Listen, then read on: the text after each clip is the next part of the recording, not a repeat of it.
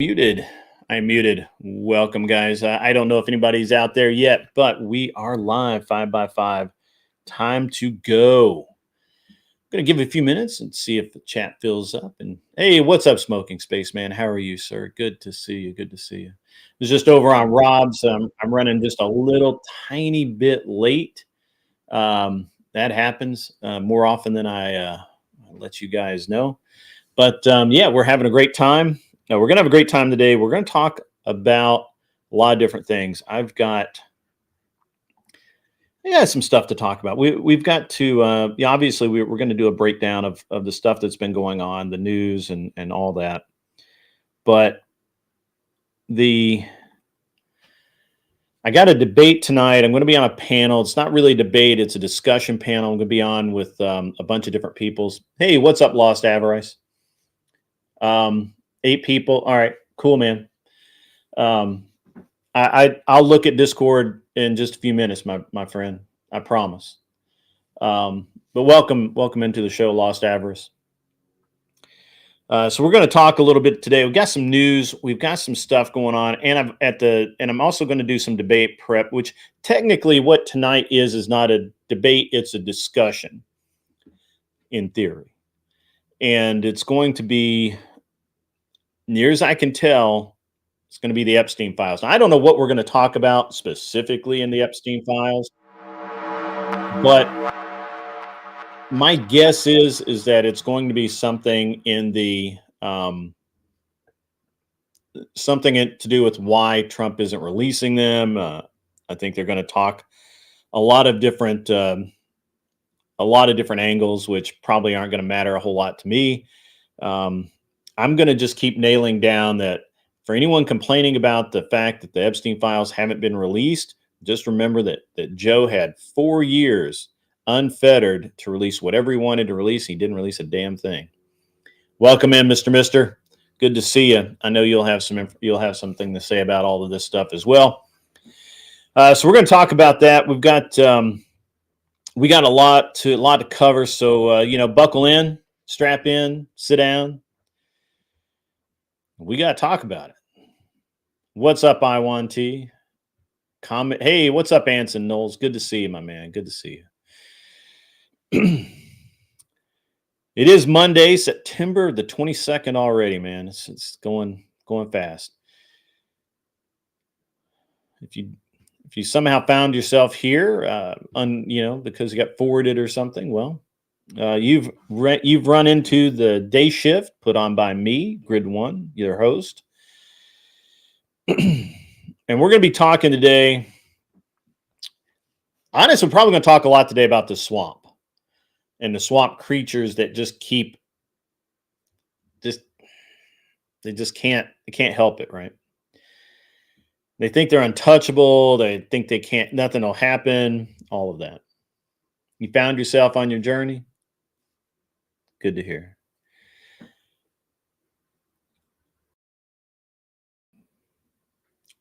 So we got to talk about the FBI Director Kash Patel is getting grilled like a steak in Texas barbecue over those Epstein files. He can't be, it's interesting because I don't think he actually has anything else to say. I don't think he has anything to say.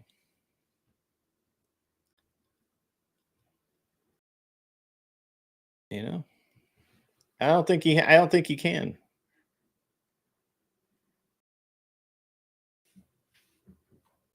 Because honestly, they made some promises. He had a lot of rhetoric going into taking the position, and now nothing. Just a bunch of excuses. The national debt's hitting stratospheric levels. It really is. And just to give a shout out to my home state of Tennessee, we're raking in surpluses while DC drowns in debt. I've talked about this many times before. Other states should take a lesson from Tennessee. The entire country should take a lesson from Tennessee and make it happen, Captain. Because we're not making it happen. So yeah, I mean, guys, you know what's up. It's good. Right out of the gate, we're going to talk about Epstein a little bit, right? Because I'm going to be on a panel about that tonight. We'll get back into it towards the end of the show as well, but I'm just going to run down some things that are recent. Last week, Kash Patel, he's the guy, right? That Trump specifically tapped to finally clean house, to finally sweep all of the dust out from the carpet and let it see light of day. Spent nearly 5 hours in front of Congress last week, the House Judiciary Committee last week. Lawmakers, both sides of the aisle. It was not, individual bashing. It was, it was pretty evenly split.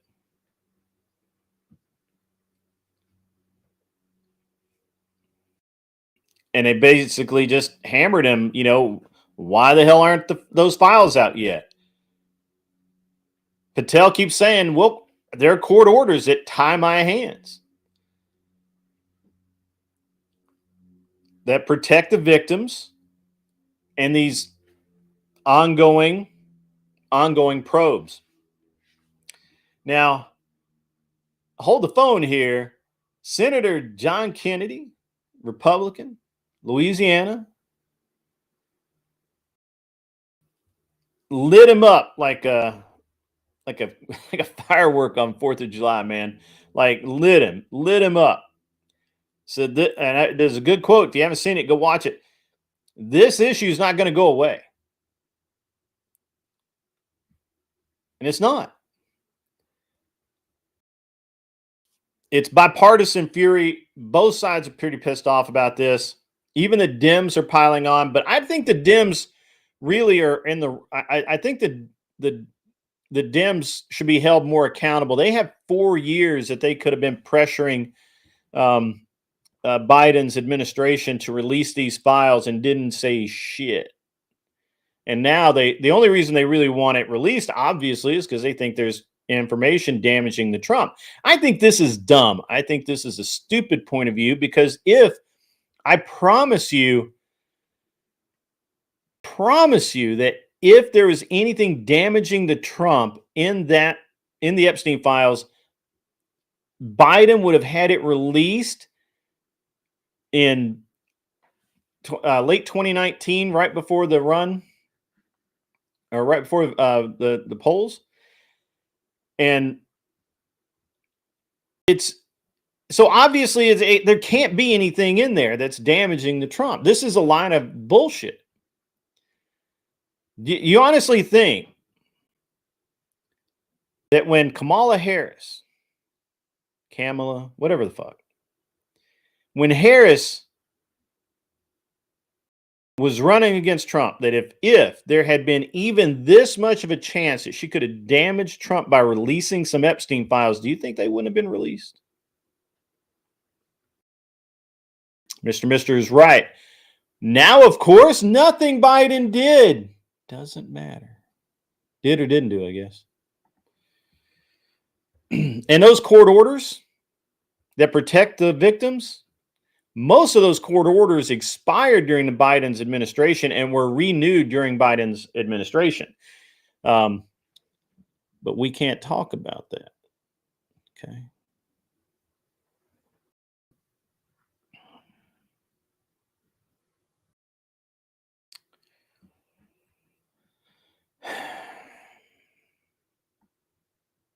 The interesting thing is that nobody would know anything about this if Trump's administration was not being so transparent.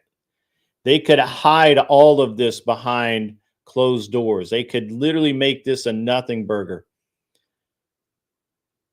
But they're being transparent. They're saying, hey, this is a court order. It's right here.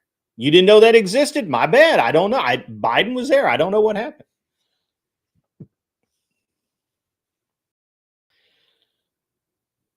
Now, oversight in the House oversight, James Comer has dropped a bomb, more or less, They've got Epstein docs from the Treasury, and they're compiling a hit list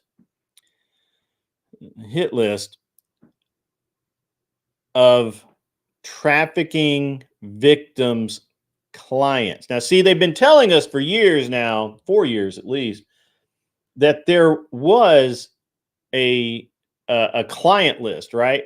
And then when pressed, well, it's not an exact client list. It's, we're compiling this from other sources. And then it wasn't really compiled from other sources. This is from the whistleblower, not whistleblowers, but this is from the testimony of other people. And it's really not that either. It's this other thing. And it just keeps changing around and around and around and around and around. Right? So Senator Ron Wyden, it's W-Y-D-E-N, whatever, has been pushing a bill to force the Treasury to cough up the bank records, because follow the money, baby. You always follow the money. Everybody knows that, right? And get this, a redacted birthday book, I don't really know what that is, from Einstein's creepy collection just hit Congress. Just hit it. Naming names.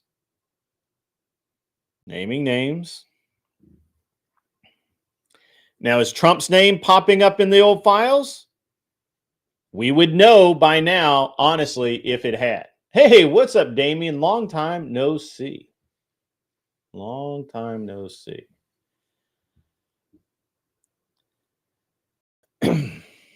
So the birthday book, supposedly it just hit Congress. Like they didn't know about it. Like this is all, like, it's been swept under the rug and now it's out from underneath the rug, right?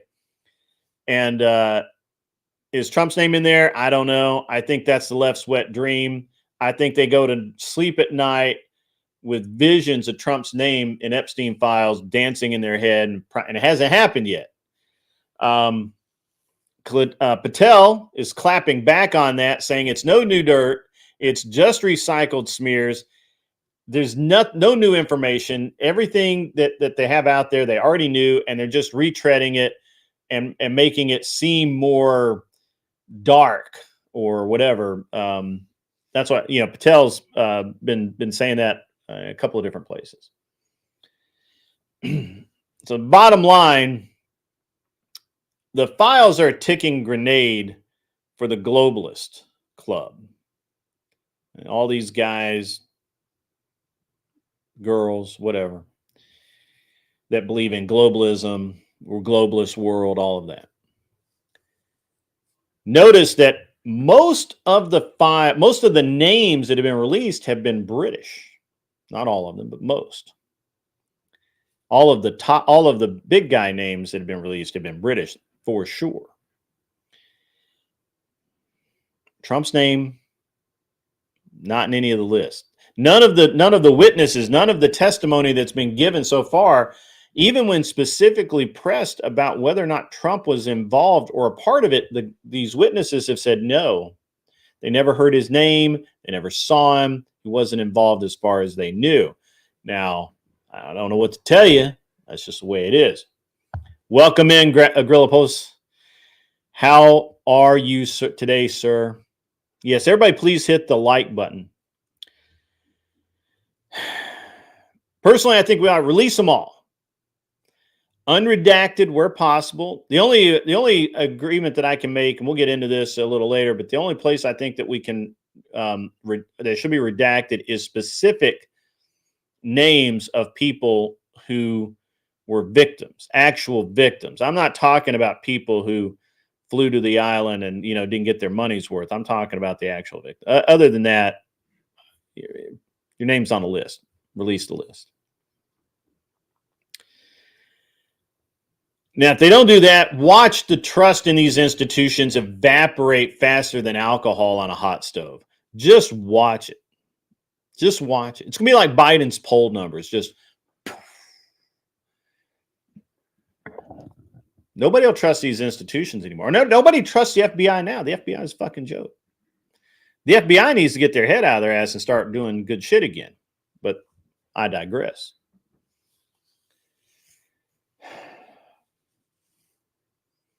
In what has been, and I still call, the debt doomsday watch, Uncle Sam's tab just ticked over $36 trillion. Now, in simple numbers, that's $170,000 per taxpayer in the United States of America, folks. Each one of us, if we were to pay our share of the national debt, you'd have to cough up 107 G's. That's a lot of money. It's a lot of money. And we talked about this the other day, but we'll continue to talk about the economy. We'll continue to talk about financial stuff and how important it is.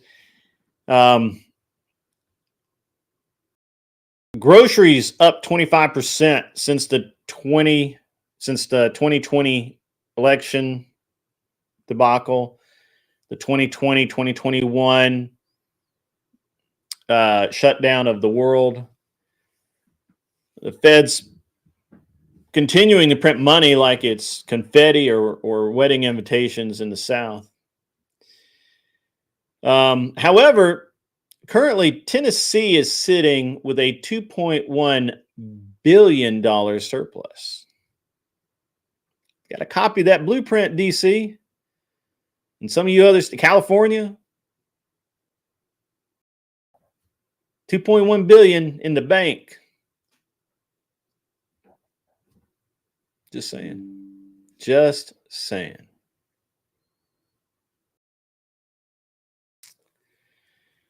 We got to talk about the border, obviously. Obviously, we got to talk about the border. The border is, people are getting unhappy. People are getting mad that that ICE is getting called in and all these other things. Well, let's put this into perspective.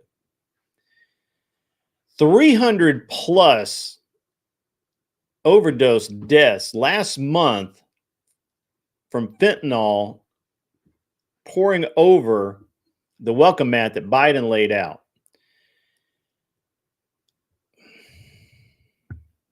300 people died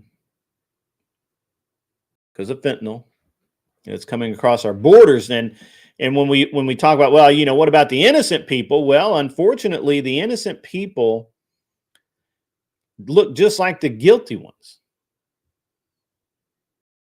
You tell me what an innocent person looks like, and we'll save those people. But and then tell me what a guilty person looks like. Tell me who the fentanyl smuggler is.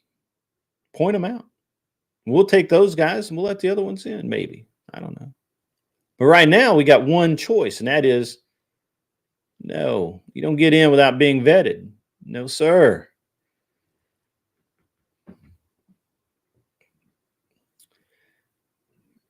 And look, I know the cartels aren't making all of the money. I know that a lot of the money, a lot of these drugs are coming in through not through the cartels in and of themselves, but other groups. I understand that. I get that. But at the same time, 300 ODs last month from fentanyl that came across the border. Some liberal asshole somewhere is going to say that's only 300 people, but whatever. In the culture war, which I know we just can't get enough of this culture war. SCOTUS has slapped down another woke edict. Parental rights are upheld in Florida schools. That's right, folks. In Florida, parental rights have been upheld. Just because the school wants to do something, they can't do it without letting the parents know. So score one for the sane people. Score one for the sane people. Yes, Mr. You're right. It is, apparently to the left, 300 OD deaths from fentanyl a year. Right? It's not even a year. Last month. I'm sorry, guys. I misspoke. I meant to say last month. Did I say last year? No, 300 overdose deaths from fentanyl that came across the border on Biden's slip and slide through the border. 300 a month. That's 10 a day, folks. That's 10 people a day, 10 Americans a day dying of fentanyl that's come across the border on Biden's slip and slide.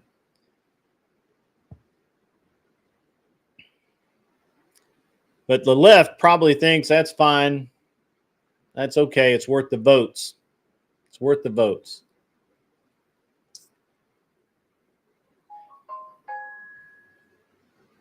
And just because we've been endorsing Glenn Lawrence's his new nonprofit organization, Sons of Thor. Guys, you got to get behind this. Not just Glenn's effort, but all efforts to help men and protect them.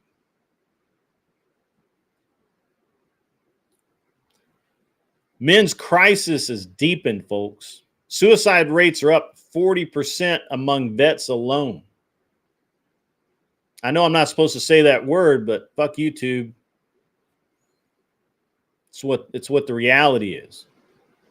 It's time to man up.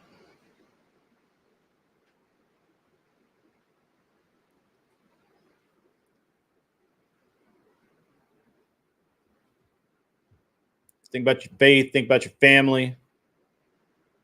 Help organizations like Glenn's where you can.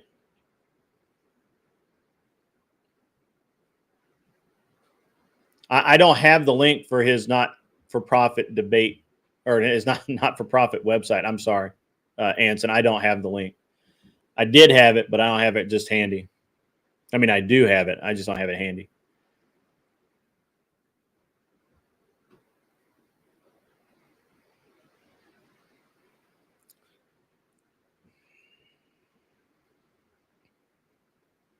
It's important things, folks.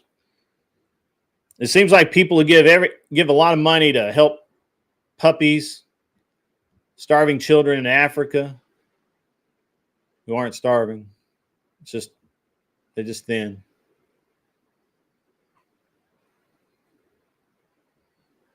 But it's hard to get people to open that wallet to help men. And men are what this country needs right now. It just is.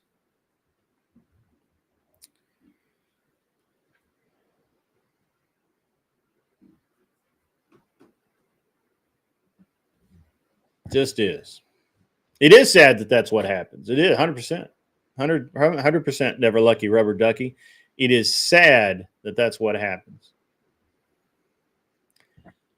Glenn is struggling right now to get to the next stage. He's struggling. He needs help. He needs a few dollars here and there. Sally Struthers lied to you, Mr. Alley Cat. She lied. Sally Struthers was a liar. You know how you could tell?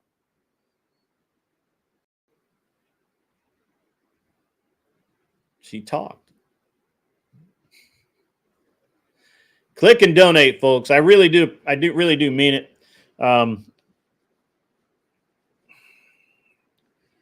We got to help Glenn out. We got to help each other out. It's not a lot of money. Obviously, if you don't have any money, don't donate. If you're down to your last $5, or the choice is, mac and cheese or ramen noodles, man, go get the mac and cheese, man. Don't give me the money. Glenn would say the same thing, I think.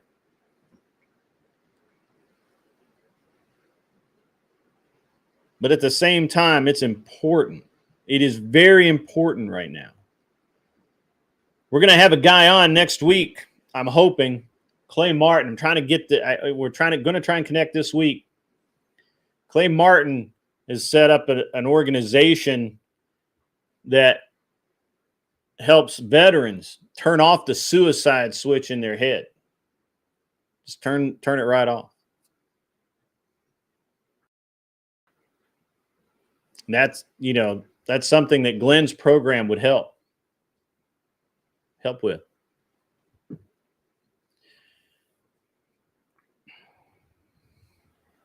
It's not just the fact that you're helping, it's and you're giving a few dollars here and there. It's the fact that it's meaningful. Needs to happen.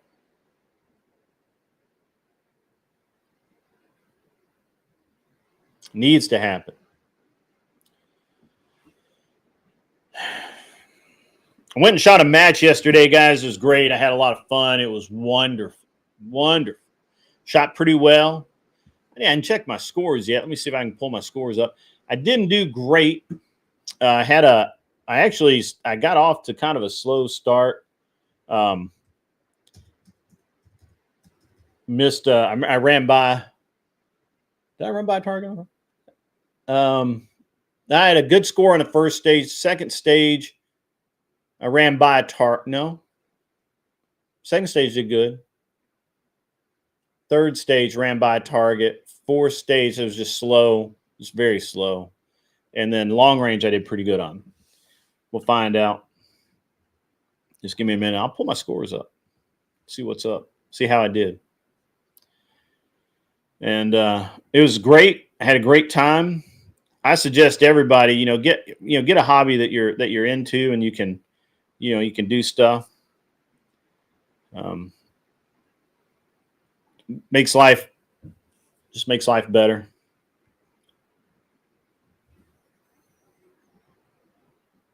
Yes, I believe that you can write all of the contributions as of right now off on your taxes. Believe you can to Sons of Thor. I believe that you can, and we do have an accountant in the chat that might be able to help you out. So I finished. Yeah, I finished mid-pack, right where I thought I would, Right where I thought I would. Let's see what the stage breakdowns are. So I did 2-gun, not 3-gun yesterday. I don't care about classes, category. Care about that. Let's look at stage. Stage 1. How'd I do on stage 1? I was 5th overall on stage 1, baby. That's pretty badass. Pretty badass, to be honest. That's because I rule on long range, I'm telling you right now. And if I hadn't had a penalty, because I did have a penalty, I would have. If I didn't have the penalty, I would have been 3rd. Stage 1, which is long range stage, because I just destroy long range. I'm just telling you right now. I was 7th was 7th on stage 2. I knew I did well there. That was a good one. I dropped out 13th on stage 3. That was a rough one for me. That one I could have gone faster. 50 yard. I ran by a target. It sucks when you run by a target. I probably dropped way far down. No, I was still 7th, even with I ran by a target completely.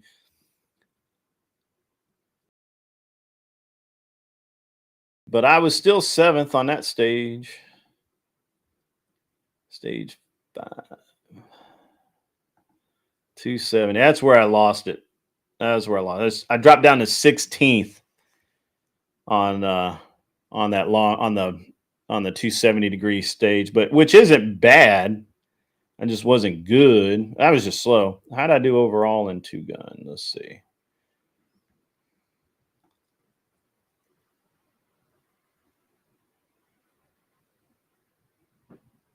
Yeah, I was 12th overall. Right out of the top 10. But I shot well. It was a good stages. And you know, I did all right. I could have done better. Um, how far? I wasn't that far out of. I could have. I should have probably had first. I had too many penalties. If I dropped my penalties, I'd have been in the top 5. So, what's up, Clover Tack? How you doing, buddy? So yeah, shot a match yesterday. I suggest everybody get out and do some recreational shooting. Enjoy yourselves. Have a great um, the have a great time. Um, and you know, it really works out. So did that yesterday. You know, barely missed getting rained on. All kind of cool stuff. You guys should you know, I encourage you guys to especially to get off the internet for a little while. You know, it's tough, man, being on the internet all the time. Did immigrants inject opioids into those? I missed this part. Hey, Kristen, how are you? I'm not familiar with you. I don't know who you are, but that's okay. Most cross-border drugs are brought in by U.S. citizens. Let's check that. Do you have a backup for that factoid? I would love to see that factoid. I don't believe that is in fact the case.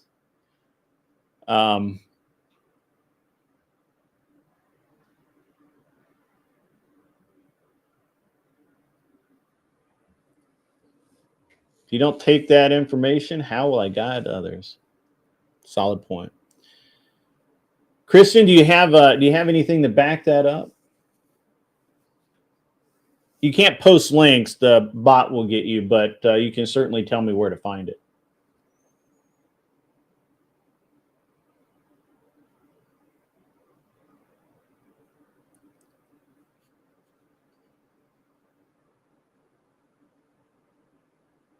Well, while we wait on that,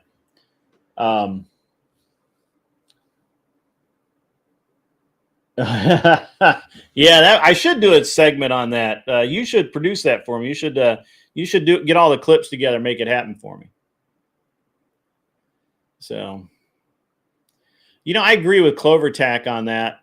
Most illegals are not the problem or not a problem, but obviously, just by sheer range of numbers, it doesn't matter how many you have; they're going to be a problem. All right, so where are we at on time here? Man, we're doing great on time. Great. Lots of time. I ran through all the opening points like nothing.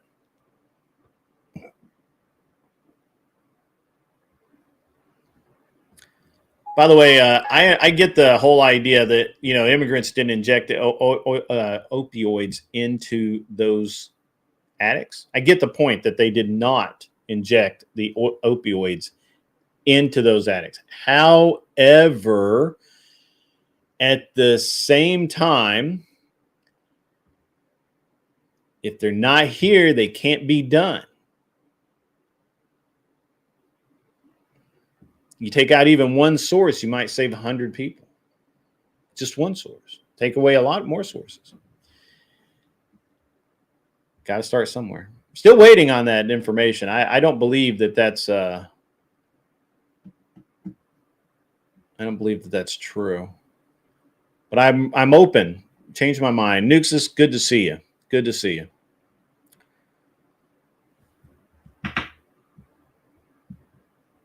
I feel like that was a drive-by random bullshit point, but whatever.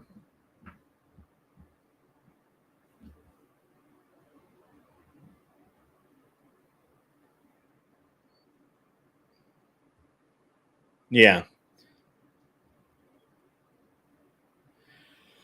Yeah. What a day. What a day. Getting ready for the big event in November. That's going to be awesome. Going to play some golf this week. We're going to have a great time. We got a lot of really cool stuff going on. Really, really, really cool stuff.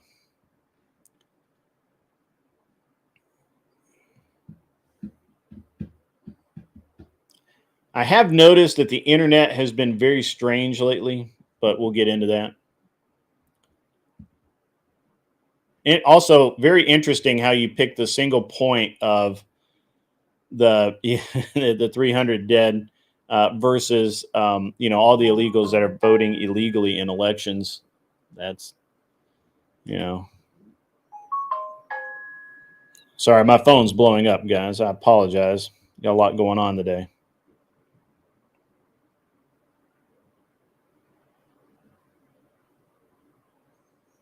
That's awesome, man. That's awesome, Mr. Mister. I appreciate the message. I appreciate that message. So tonight I'm going to be on panel. Now, this is another one of the RGR panels. This will be, now I got the list of people who are going to be on the panel. You guys are going to want to tune into this. Go tell your buddies, bring friends. This is who's on that panel tonight. Give me 1 second. I just got to scroll. Let me, got a lot of stuff going on here all of a sudden. There we go. Got that. So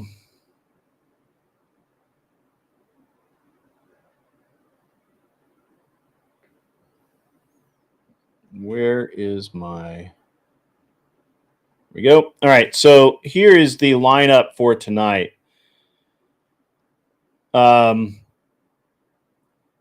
We have, on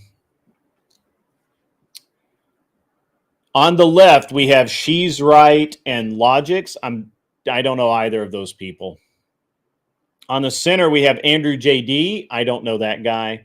And also, our buddy Confluence will be on this in the center as well.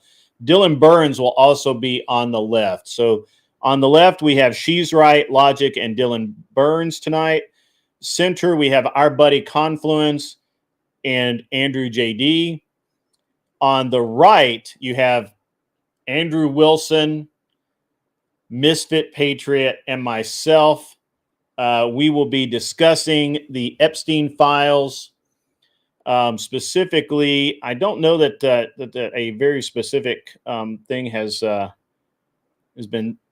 said much about it, but the title, the topic is "What about the Epstein files?" And so that is going to be on it. That's what it's going to be on. Basically, it seems like it's, you know, basically it seems like it's bait to have, you know, for people who are coming into this with the idea that are the Epstein files a smokescreen to you know, basically try and make Trump look bad, or is Trump hiding the Epstein files because his name could be on them? I don't know. I don't care. It is what it is. So yeah, big prompt, 100%, absolutely, for sure it is. But at the same time, it is what it is. I don't really care. And should be good to go there. We'll have a great time. 100% bait, correct? Yeah, but it's supposed to be a discussion, not a debate. However, you know, I always prepare for these discussions as if they were debates. I also prepare for them a lot of times live here because I don't really care if they see my debate research. I always hold stuff back. And of course, I do a lot of stuff in the moment. And I don't think they can. So that's it. You debate better than me. I don't know that that's true. But at any rate, so we got to look at this, first of all, from my lens. I'm going to give you guys this from my lens, okay? First is, I'm a constitutional conservative. I believe in I believe in the Constitution, and I believe that if it doesn't say it in the Constitution, then you can't do it. And constitutional amendments should be made with utmost care.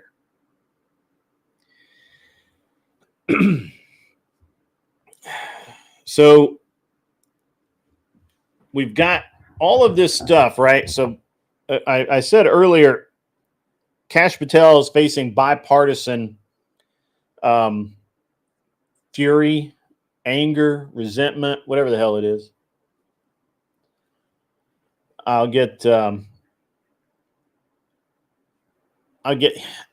don't know, man. It's basically like they got Patel this in a marathon session here to try and break him down. We'll see. They're just grilling him over and over again over why the Epstein files are being delayed. Why aren't they being released right now today, as was promised? Now, obviously, they haven't been, right? And we have had some release, right? Like, it's not like nothing's been released, but not as much maybe as we wanted to.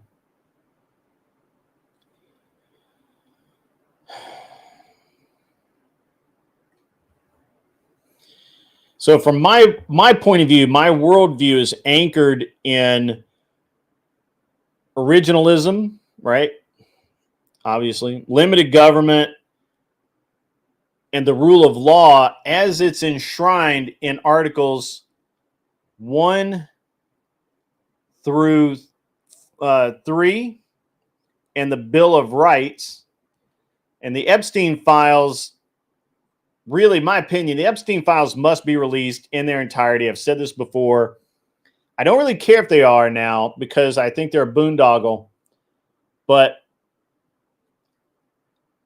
I think they're a boondoggle. I think that at this point, there's nothing there. They're just using them as a political tool. However, because of that, and because I am a constitutional conservative, I believe they must be released. The Epstein files must be released in full with targeted redactions only. And I mean only, solely to protect the genuine victims' identities and ongoing prosecutions. Nothing else. This blanket nonsense they've got in place is a real problem for me because they really shouldn't do that. To me, this isn't optional. It's not an option. It's not something that is to me, it's not even like, I don't even know how I just don't even know how else to put it. It's not an option, folks. It has to happen that way. It is imperative to me to expose any systemic or systematic corruption, whether it be by elites or underlings that are doing things behind closed doors, or politicos, or whatever, shills. I don't care, whoever it is. That we cannot have the corruption that undermines the foundational premise of equal justice. And right now, what the public at large see is there is no equal justice.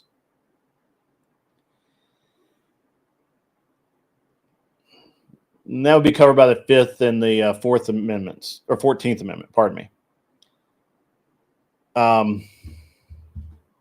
So if we look at Jeffrey Epstein's trafficking network, which in theory was enabled by his wealth, his connections, political favors, whatever,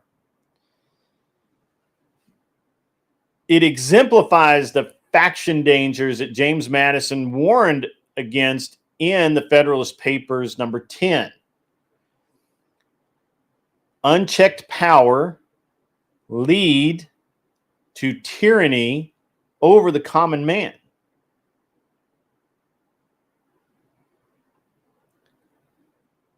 You've made peace with them, never, that they're never going to tell. I mean, you're not, I don't know that you're wrong. I mean, that's probably true. We demand that Congress wield its Article 1 power, oversight, to force the issue.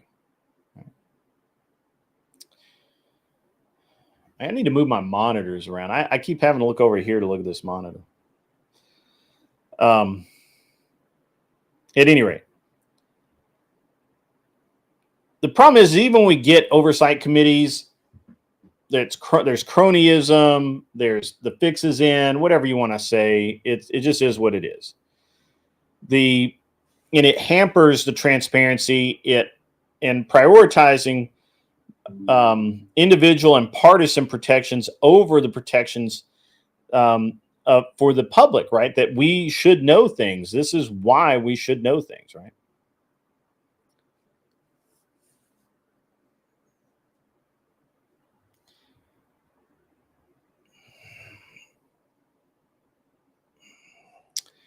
So in 2006, the FBI had a probe. Let me make sure I'm right.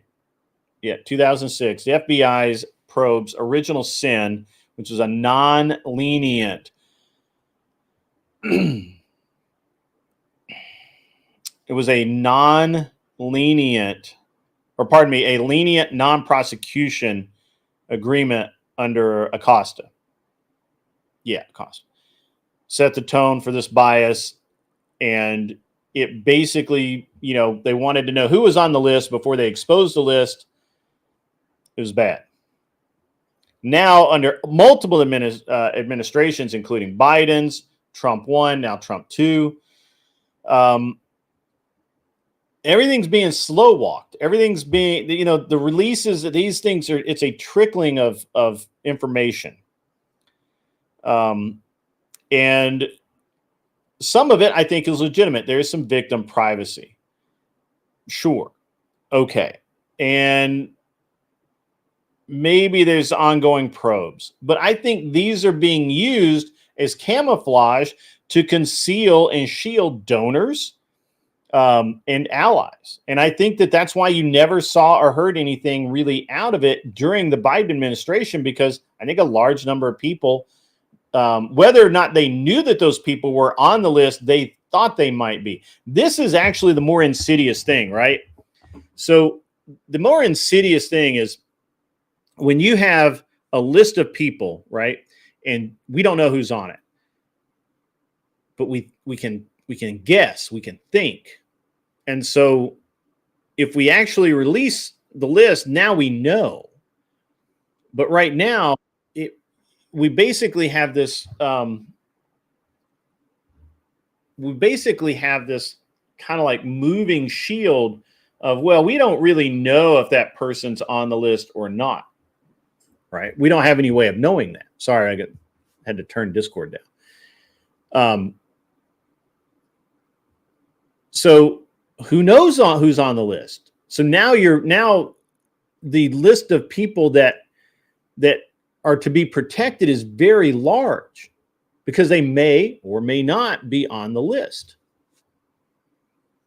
This is a problem. This is a real problem. And the problem, the bigger problem is that since nobody knows who's on the list, nobody also doesn't know who's off the list. And so it leads to a bunch of speculation that is not healthy, right? Now, I've been super critical of the FBI, the DOJ, Treasury Department, CIA, Secret Service, all these people who have access or have had access to this list. They won't release it. They keep building sweetheart deals for people. The problem is that this is eroding the public confidence in our government, because people don't like that shit. They just don't like that shit. Correct. Jan 6 committee was 97% Democrat. Liz Cheney was pretty much, or is pretty much, a Dem, and it's highly unusual for a congressional committee, which is very interesting. They have a video of the House and A picture frame is the Pope, Elon Musk, and a few others. Okay. Perception is reality to the uninformed. Sure, absolutely. And it's just this is a real problem. You don't know who's on the list, but you also don't know who's not on the list. And so you just have to kind of assume, you have to make judgment calls about who you think are on the list. And that's what these people who are protecting it are doing. They don't actually know that Bill Clinton's on the list, but they don't know that he's not on the list either. And they're not willing to take the chance and just release the list. It is what it is. Now, again, Acosta signed this lenient non-prosecution agreement back in 2006. It set the tone for the whole thing. Now we're in a huge mess, and it's just, and we're just covering everything, right? And it's going to get worse. It's going to get worse. Now, I think an important point here is I think we're not going to be able to agree. I don't think that we're going to be able to agree, the left, right, and center, on why these things were largely ignored and neglected during the Biden administration. In 2020, during the election, Trump released a few things that was still under investigation, didn't really release that much. No harm, no foul. Now, from 21 to 25, really nothing else was released either. Minimal action on the Epstein transparency issue, despite bipartisan calls and FOIA requests and everything else, and lawsuits, actually. There were FOIA lawsuits. No major release occurred under Biden. Now, the Dems often say that more information was released during Biden than before, but that's incorrect. All they really did was re-release information that had been released under Trump as potential, and they just confirmed that it was actual information. They didn't actually release anything new. That's one of the talking points that always it really bugs me when the left talks about this. What's up, independent thinker? How are you today? So when we start looking at this, there was nothing major that happened during Biden's administration at all as far as the Epstein case. Now, if you contrast that to Trump in 2019, he made the arrest order. And then the GOP led 2025, and then in 2025, the GOP led the data dumps that we have now. That's why we have the information we have. It has nothing to do with Biden. Biden literally rolled over and didn't do anything on Epstein, and yet the left will constantly say he's released more information than anybody else, which is a lie. They can't prove that. And he may have rescued him from prison as well. Yeah. So the documented sources for this are out there. It's no problem to find them. I have those, and I'll be using them tonight if we get there. What's up, Tyler ADE? RGR is hosting it. So not Mel. I don't think, not Mel. So I don't know which Mel you're talking about. What time is it? I'm going to open up the panel here in a minute.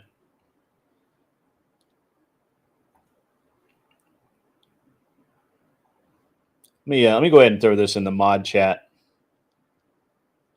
so that you can go to the waiting room and get a link. Mods, please keep an eye on the mod chat. Be patient if you're over there and the mods don't get to you, but just be patient. So let me finish my notes here. I got a few notes. I don't have a lot, a few. So in the Democrat side, that's cool. Yeah, whoever wants to come up can come up. once you go through the process over at the Discord. So the files heavily implicate figures like Bill Clinton. That's why I mentioned it earlier. 26 plus flights on Epstein's jet per unsealed logs. And that has prompted the Democrats largely to avoid scrutiny of the Epstein files originally, right? And Mike Johnson, who is Speaker of the House, has accused Biden-era Democrats of inaction to protect the Clinton machine, which I don't know that there's a machine there, but certainly there's probably some strings that can still be pulled. And Pelosi dodged questions on the non-release. Senate Dems, July 2025, pushed for a file stalled without GOP buy-in, seen as performative to flip the narrative on Trump. Now, let me put this out there, just so, because my notes are a little jumbled here, but let me put this out there. So, what happens is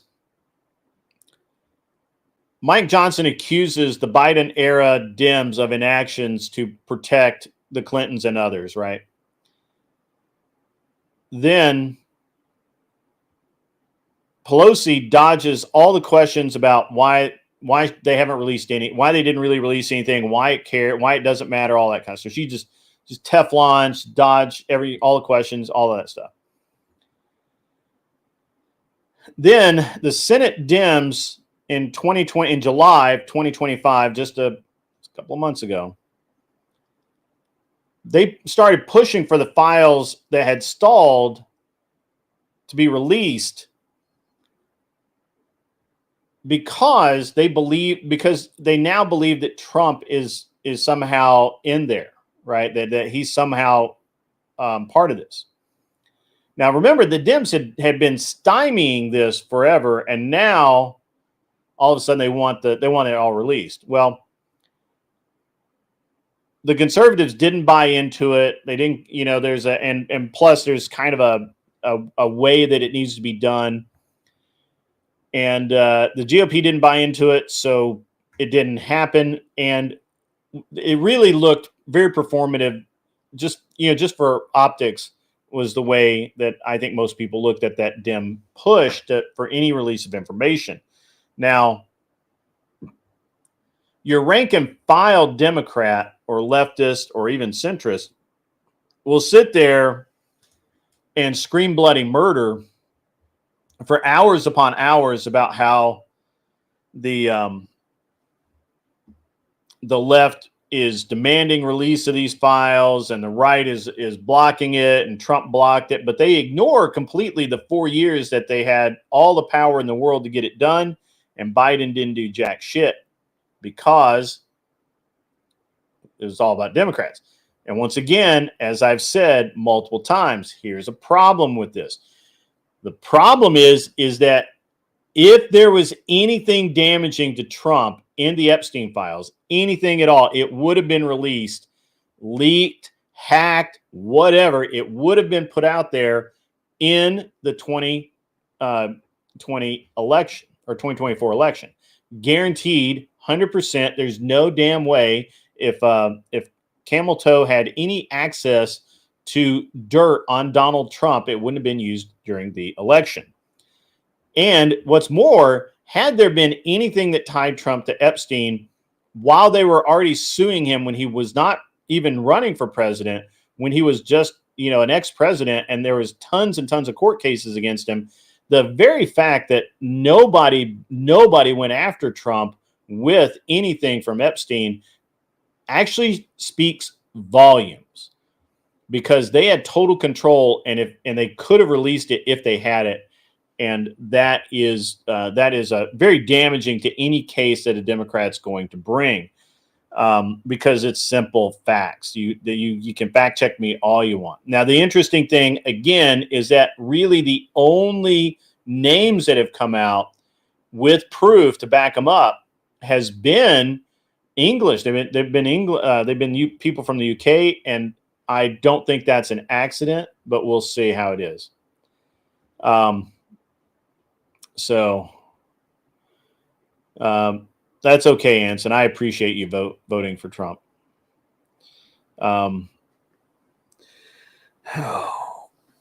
Nobody's come up yet. That's interesting. Let's see. What else? Biden's DOJ claimed to be focused on other systemic, and that's not really a word, but systemic issues. What's up, Tyler? ADE. He'll be back. There we go. Crackle, good to see you. Yeah, I had to undo and redo my mic for some reason. I was just listening in as I was driving home, and I just got home. One of the things I think you're going to run into is Alex Acosta's quotes. Is it Acosta? Yeah, Acosta. Yeah, the one that worked for the Trump administration that was the judge overseeing. So there's some citations out there I can send your way. Well, he didn't work for Trump. I mean, he was a judge, but he didn't work for Trump. And he's the one that set the original non-prosecution agreement in 2006. Yeah. So there's some citations out there that show that Epstein's lawyers actually were responsible for that really sweetheart deal because they kind of tricked the prosecution a little bit and were just, really high-paid lawyers. Signed off on it, right? Like he could have kicked it back. But the rumor that he said that he got a phone call saying Epstein had connections in the U.S. government above him, he denies saying that. That came out of when the Trump administration was interviewing him for the job that they had him in, and he denies saying it. And when he asked to release the transcript, they refused. So, yeah. I just think you just can't get by the inaction in the Biden administration. Trump's administration, Trump 1 administration was going after it and really digging into it. And really, they can say, well, Trump didn't really release any information, but all of the information that we have was released under Trump. What's that? No.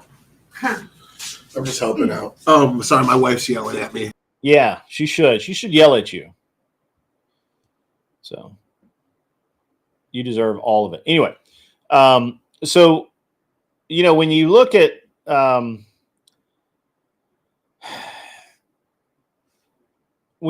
Biden DOJ focused on systemic issues like the Jan 6 probes over the elite sex trafficking. And that is per Al Jazeera. I didn't even look that up. Al Jazeera fact checkers did that. I just one of a few times I will trust Al Jazeera. Klobuchar defended this as resource allocation, but I think most conservatives, including myself, view it as selective enforcement. Aggressive on political foes, passive on globalist networks. And I don't think there's anybody that can make a case otherwise. I dare them to try. And again, fact checked by Al Jazeera, not me. Conspiracy proofing in the victim pretext or victim privacy pretext that's one of those things that I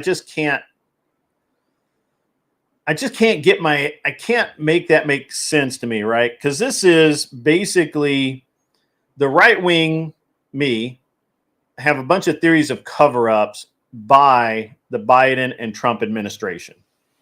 Right. Well, not Trump, the Biden and Harris administration, pardon me.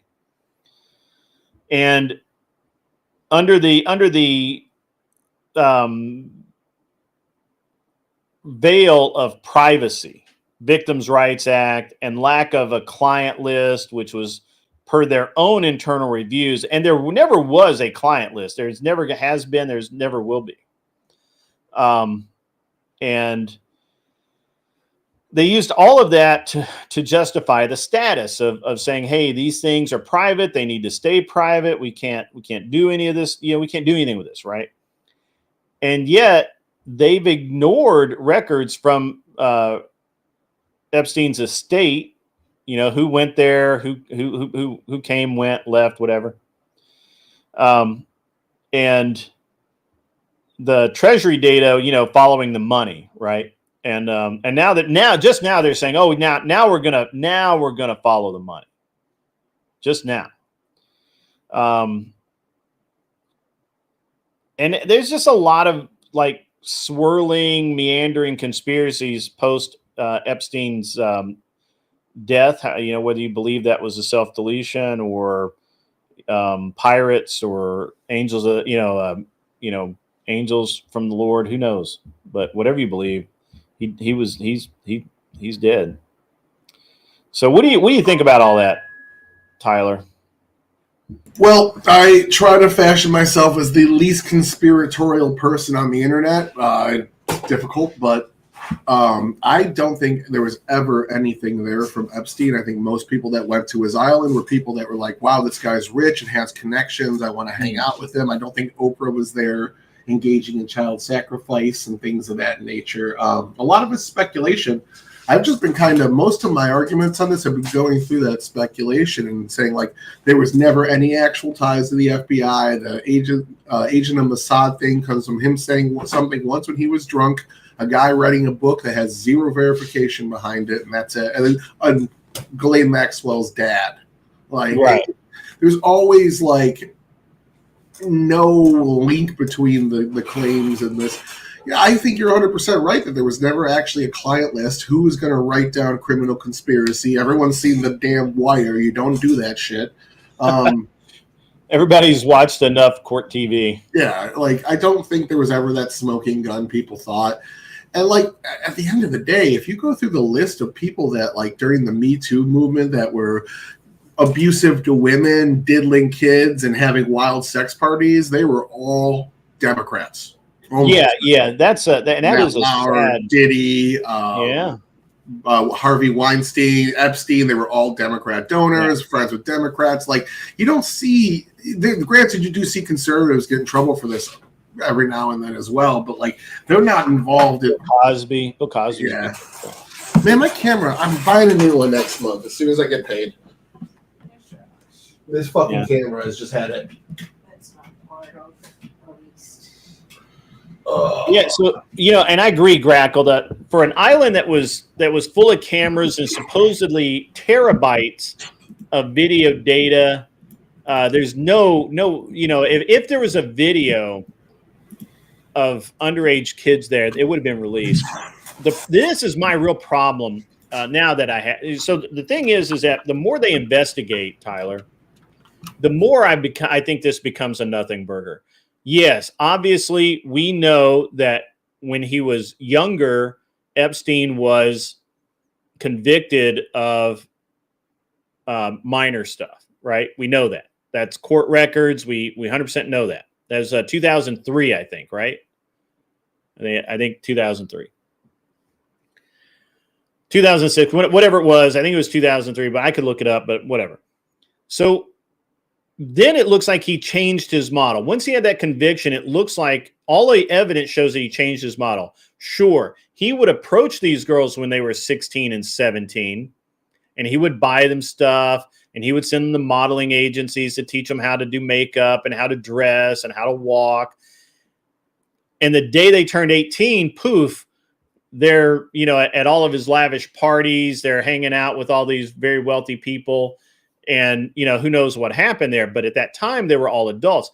And literally every single person that's testified, every victim that has testified has echoed that very story. And we didn't get to hear that back in 2019 going into 2020. Not that it would have mattered. We were in the middle of election and, we had other things to deal with. But nobody talked about that. Nobody talked about the testimony from these victims until now. And now it looks really like that Epstein, the entire Epstein files is a nothing burger that has probably a bunch of Democrats that shoveled money his way so that they could meet other wealthy Democrats so they could get more money and stupid shit like that, but no actual underage stuff going on. There's no proof that any of that happened at the island. Well, that's a good point. I didn't even know that, actually. Mr. says Well, how come even under congressional subpoena, they would not release Biden's ghostwriter audio admitting he had classified docs in the garage? Yeah, I don't know about that. And then you got the history again, like going back into Me Too, and like going through this list. I just did a Grok list. Told him to look into like donation information or political affiliation. Harvey Weinstein, Bill Cosby, Kevin Spacey, Louis C.K., Matt Lauer, Charlie Rose, Al Franken, not Roy Moore. That was the one right winger in the top list. Eric Snyderman, John Conyers, Blake Farron. Oh no, he's a Republican.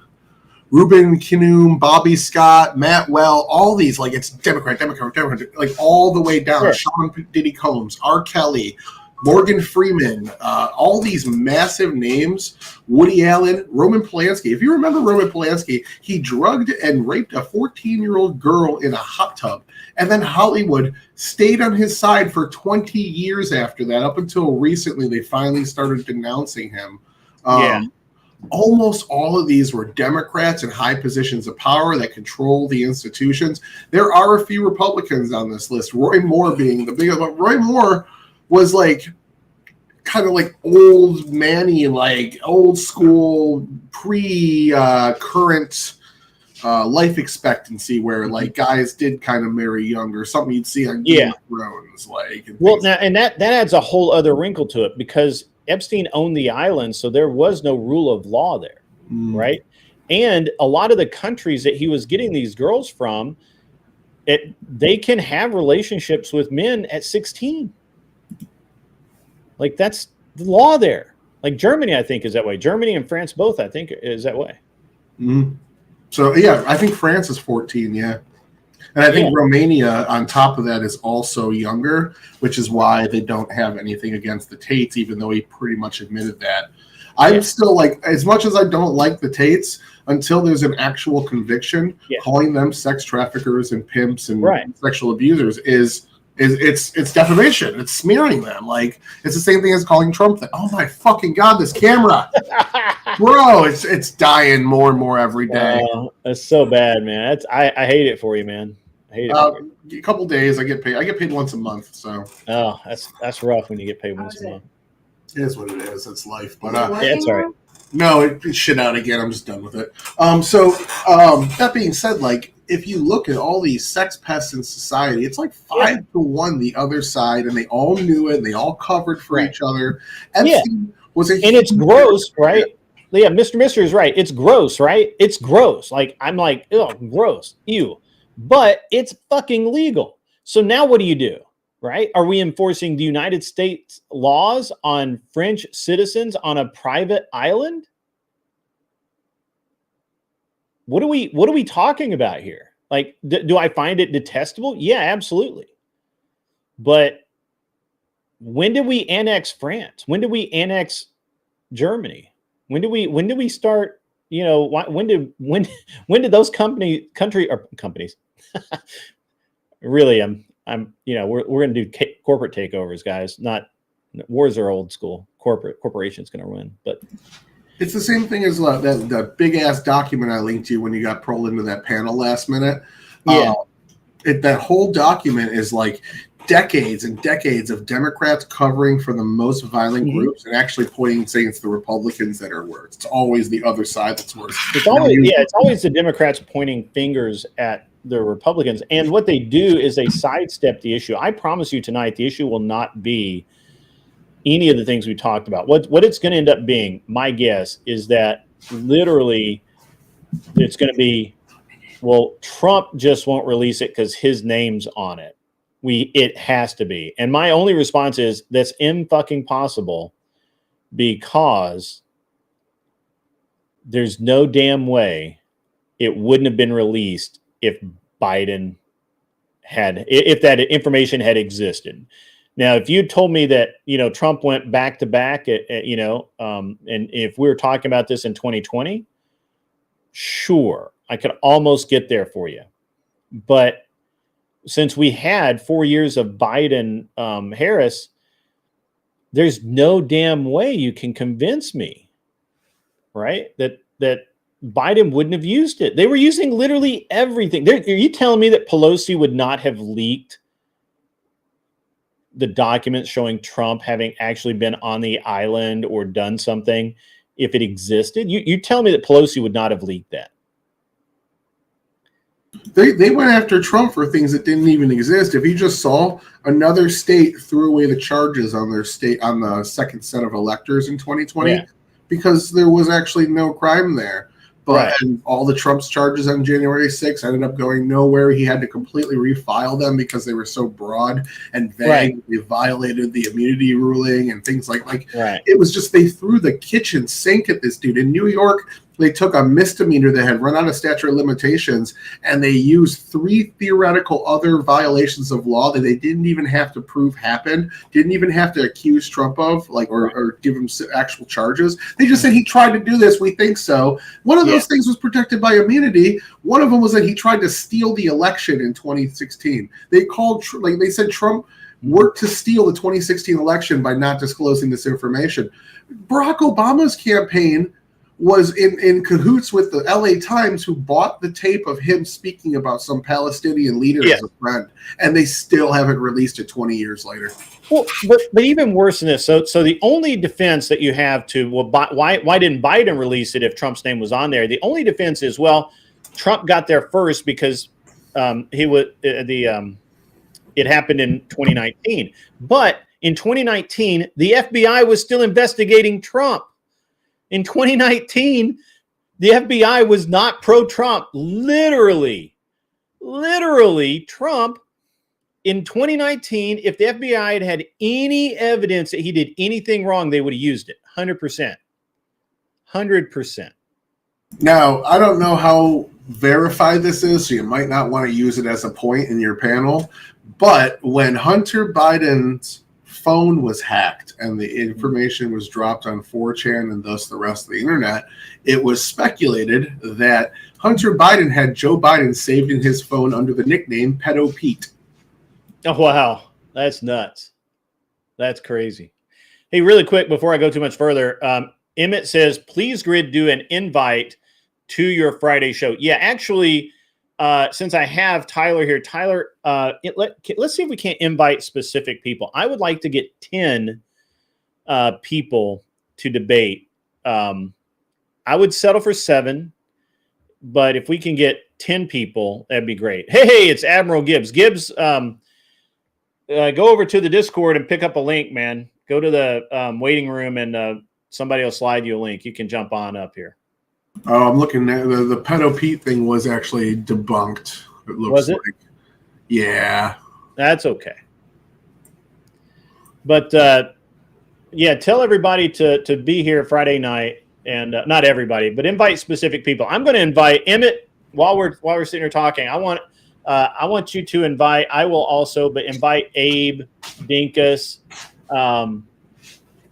What do we? Who else we got?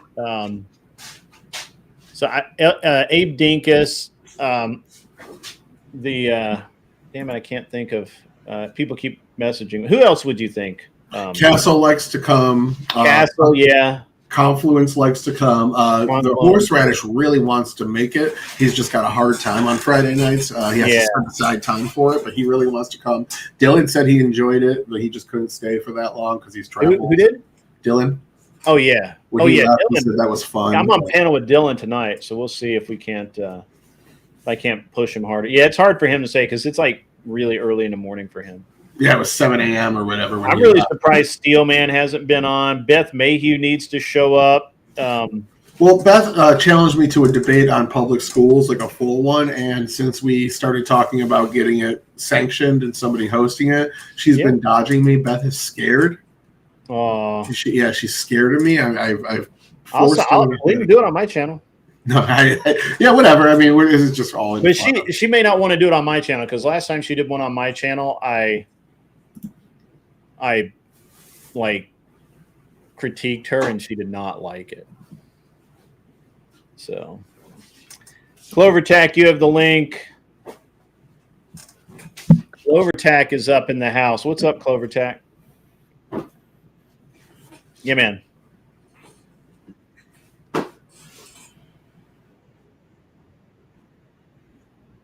Yeah. Mm-hmm.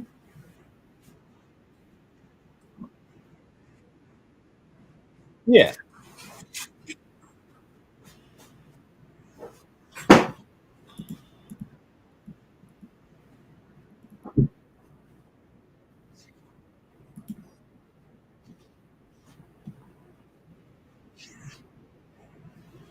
Well, May Decembers have been really common, right?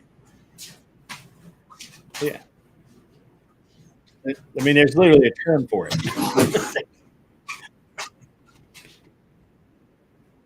Yeah, I got it. Well, I mean, it's only a little gross to me.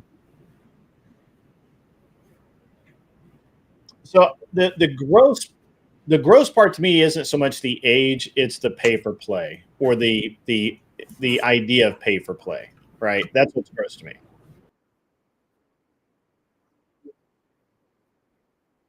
Hmm.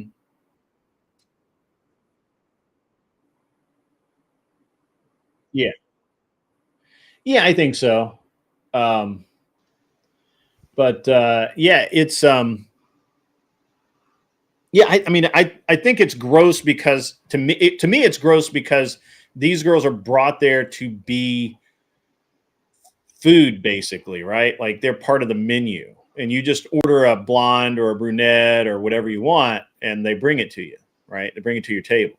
That's what's gross to me, which you could call it the exploitation, but I think it's a little deeper than that. Now, if it's just a younger woman who finds an older dude attractive, and it's like they just whatever. Clover Tack has no sound. That's weird. I hear him just fine. Somebody, Tyler, say something. Oh, Yeah, I heard. Yeah, I don't know what the deal is. That's weird. That is weird because everybody else has good sound. Talk Studio is some baby back bullshit. Oh, we can't hear Gibbs, but I think Gibbs he's has agreeing. muted himself. Clover Tack, mute and unmute yourself. That may be the problem. Unmute. All right, there we go. Yeah, sometimes when I come in, I have the right mic set up coming in. I have to switch off of it and then back onto it to get it to work too. Can't hear you, Gibbs. Yeah, your volume's low. Yeah, that's because he speaks low. He's a low talker. Gibbs, if you don't touch yourself to pictures of Destiny naked, say something right now. Yeah. All right, well, it's confirmed. Yeah, that's the real Gibbs. What the fuck? Can you hear me now? Yeah, we can hear you. This is a bullshit, bro. I fucking hate this fucking app. I hate it. I hate Discord more. Yeah, I hate Discord so much. That's just because you've bought into this fake news, all right? That this is a good app. All right, you bought in. I don't know who told you it was a good app, but they lied to you. I bought into that it works, and it doesn't work. It doesn't work at all. Discord's like it's like 50-50, and the sound quality is always terrible on Discord. Which I guess if you don't, most of the time it doesn't matter. But you just got all right, we got everybody loud and clear, so that's good. I don't know what was going on as well. Should we back up? Some stuff on they are doing some stuff on Talk Studio to like modernize it, or not modernize it, but the next evolution or whatever. So there may be some things going on. So. Yeah, some things all right are going on. Let me tell you, yeah. some real homosexual things, and not in a fun Well, way. the other night, so it was the other night or the other day. I don't remember. I don't know much about homosexual things. I'll have to take your word for it. I mean, you know something? All the homosexual businessmen I know, they all use Talk Studio. I'm just saying, it's I doubt that is the truth. All the poor people use it for damn sure because the only other options are too expensive. Well, Streamlabs, I used to use. You notice those are the two biggest demographics of the Dems right there, the poors and the gay. I'm just saying. Yeah, that's true. So, Grant, are you trying to tell us something? No. So here's the thing. I did use StreamYard, but StreamYard had a really annoying habit of actually crashing out randomly, and then they raised the price. They doubled their fucking price. It was way more than double. it. So if you had like the pro version like I did, which was like $80 a year, it went to like $280. And I'm like, are you fucking kidding me? Yeah. So yeah. And I'm like, no, that's gay. I haven't had a huge problem, so I switched back.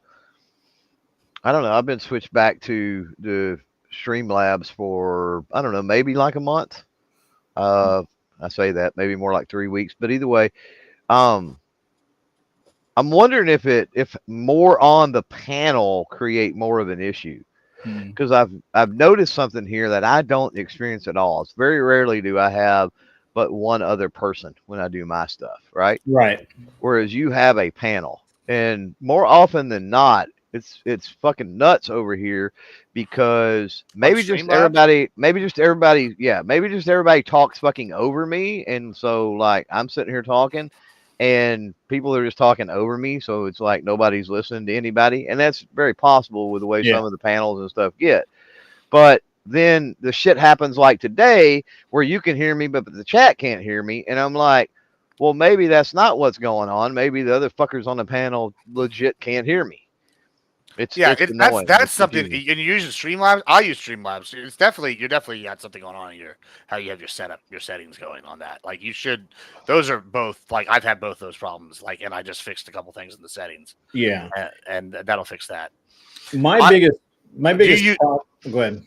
I was gonna say, are you using it as your like for your OBS as well? Are you using like Streamlabs OBS? Yeah, I have Streamlabs OBS. Yeah, so and it works for me. I think that's why it works for me every time, and I never have any real problems. I've been working on regular OBS because I've been trying to like move everything from Streamlabs into OBS because Slobs is just like way more PCU intensive, and OBS does all the same things, but like it's just really hard because Slobs is just like so user friendly. Well, I don't. Another issue could be it could be that I only have the one person, but then I only use the Talk Studio. I don't use the OBS or the Streamlabs desktop. Right. Like I don't use any of that shit.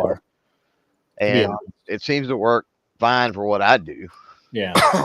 So Clover Tack, I'm going to I'm going to have one of my buddies on. Probably next Saturday. His name's Patrick Beckham. He's a competitive shooter. He has taken some pretty good wins the last couple of years, and he does both tactical games and standard 3-gun and some other cool stuff. We're gonna have him. I'm gonna have him on, and I'm actually gonna create another show called Gun Prattle. Hey, there you go. I think that the gun shit would be really good for you, especially since you already have these connects. I don't know why you haven't already been done doing that. Yeah, I don't know. So you notice there's one missing. That's because it's in my gun bag because I used it yesterday. Well, nice. There is something to be said about putting audience through some gun prattle because you've got people out there that they do need that information. They do need that education. Yeah. They do need that insight. And it is sort of an outreach type thing. If you build, and I'm not saying don't do it because it's fucking fun and I do it, right? But there's something to be said about, if you bill it as gun prattle, you're only going to get the echo chamber. Could be for the most part. Maybe not. We're gonna have a I think, but see, the thing is I'm in Tennessee. Glock's here now, or Glock's still in Atlanta, but I think they're moving some production up here. Smith & Wesson's here. Colt is moving here, or part of their production here. Glock store's here now. IWI's moving here. I mean, I could just literally just get my Royal Arms is here. I mean, I could literally just start driving around the state and just do like interviews with gun companies. There's so many. But yeah. IWI is moving to Anderson County, Tennessee, in Andersonville, which is in Anderson County. So you prefer gun prattle over libertarian prattle? Right. I go with that. Speaking of libertarian prattle, I'm going to be on Tomatoes tonight with with Fabian. Fabian, yeah. Baited soy and Buckaroo. I can't wait to call her Big Papa Goebbels. I can't wait to call Buckaroo Big Papa Goebbels on Saturday night. Dr. Goebbels. I'm prepping for a one-on-one, bro. It's gonna be so funny. I have the DCS with Fabian and then potentially Lactoid after that. So I've been debating a lot of libertarians to call out their stupid worldview. On Saturday night, we did a 3v3. I got the MVP. Lethe, who never gives me any love at anything, said that I carried my team so hard I deserve the MVP. So I'm ready to take down some libertarian tards. Libertarians are the leftists of the right, by the way. They kind of are. So, and they consider all people on the right not as far right as they are, but they are less right than we are. So interesting. So something else. So guys, while I've got everybody up here, please, everyone, please invite your friends to my debate night on Friday. It's going to be great. I'm probably going to put up a cash prize. We got to get the donos going. Bring all, tell them to bring their supporters. Throw them out in the chat. Have them root them on from my chat as well. And so I'd like to get probably 10 good debaters lined up so we can have a really good night and start off strong. That coming in and waiting 20 or 30 minutes to have debaters file in and finally we get enough. That's cool because I get to jabber on and bullshit. But it's way better if we can have a actual card, right? And I got 7 people last week here, but one of them, Rowan, had to leave, so he didn't stick around that long. But I got a good amount of people filing, and everyone's interested. Yeah, I'm going to get the judges lined out too. So once again, everybody, Friday night, we'd like to get 10 good debaters or short format blood sport debates. You get 1 minute. Make your case, each contestant, and then you get 5 minutes. They're 1v1. At the end of the 5 minutes, the judges judge you, and one person stays, the other leaves, and that's the end of it. So let's try and get that done. Gibbs, can we count on you for Friday night, man? I feel like you're. What time is it that you're talking about starting? I start at 8 Central Time, which is obviously the only real time. I probably could do Friday. I probably need to stay in, considering I have a concussion. So I think that would be wise. You have a concussion? I don't know for sure, but I feel like I have the symptoms, the wooziness and shit. It's pretty minor though. I totaled my car. I feel like I told y'all that, though, right? Yeah. No, you didn't tell me you totaled. Yeah, I totaled my truck like Friday morning, giving my friend a ride to work. I dropped her off at 5:30 a.m. and I'm driving on the freeway, and this guy pulls out in front of me with no lights on his trailer, and I drilled him going like 70. Thank God I have a big-ass grill guard on there because I would be dead, I think, otherwise. Instead, I barely have it scratched, and then when I hit the trailer, the guy, I hit him mid. You could tell from where I hit the guy that came onto the road because I hit him mid to whatever, and there's a barrier there. So if you'd been on the side, totally on the side, we would have gone into the barrier. But I hit him, and then he spins around, and his car hits me again in the back. And so, I'm kind of just, sore in the back. But, overall, I have, just a couple bruises and a few cuts. But, the Lord saved me. So, thank God for that. And then, 2, thank God we had the grill guard on there. And, now we've killed a mountain lion. We killed a cow with it. Now we killed a car with it. So, the truck I'm getting today going to have a new grill guard on there before I even get it. Yeah, I think you just told our group chat about it. I haven't heard you talking about it on any streams. Yeah, I mean, it was shitty. I'll tell you that. But, we live, and, I need to start fucking putting on the side of these trucks the little stamps like they do on the airplanes when they shoot down these things and get 2 more kills with the grill guard. We'll fucking be an ace. You going to get the same truck? I got a 2025 Super Cab instead of, I just got the newest one instead of. Oh, okay. You already replaced it. Yeah, it's going to be here in the next 3 hours. Oh, nice. That's cool, man. Yeah, and then I'll either take it to Old Jalopies or something and see if they can fix it because I don't know. I think it's totaled though, but if not, then I'll sell it. I'll sell it to a scrapyard. If not, and get something back for it. Yeah. That's man. I hope you're okay, dude. It's yeah, I think I'm fine. I legitimately out there for a gangster. I've had a lot of concussions in my day, so I'm just I don't know. I feel like I have maybe a real minor one because the headache is lingering quite a bit, and then I still get a little bit of woozy. But I just this will be my 30th or 33rd concussion, I think, now in my lifetime, if that's the case. So I feel that's a lot. Yeah, I definitely would have the CTE when I'm older. It's gonna be a problem. It'll be all right though. Who wants to live forever? Yeah. I hope I can count on you for Friday night. That'd be awesome. And yeah, I think I could do Friday. Yeah. So tonight I'm doing a panel with RGR, Riley, whatever the name is, and a bunch, 3 lefties, including Dylan, 2 centrist, and then it's me, Andrew Wilson, and Misfit Patriot. And the subject are the Epstein files. They're obsessed with these Epstein files, bro. They really are. They really are. They didn't give a shit when they were in power, though. They didn't. Well, they didn't. There wasn't anything in there. Suddenly, there's something, bro. Who are the centrists?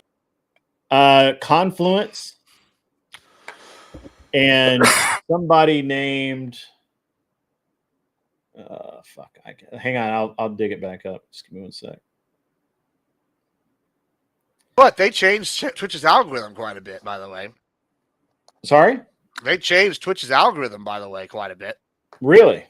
Yeah, I like, so they've been working on bots, right? They try to get rid of all the bots. Sure. And so, like my number has been fluctuating like crazy. I'll hit like 50, 60. I hit like the highest number I ever hit the other night. Like on like last week on Monday, I hit like 2 something. I was like, yeah, we're fucking killing it. And this is after the bot update.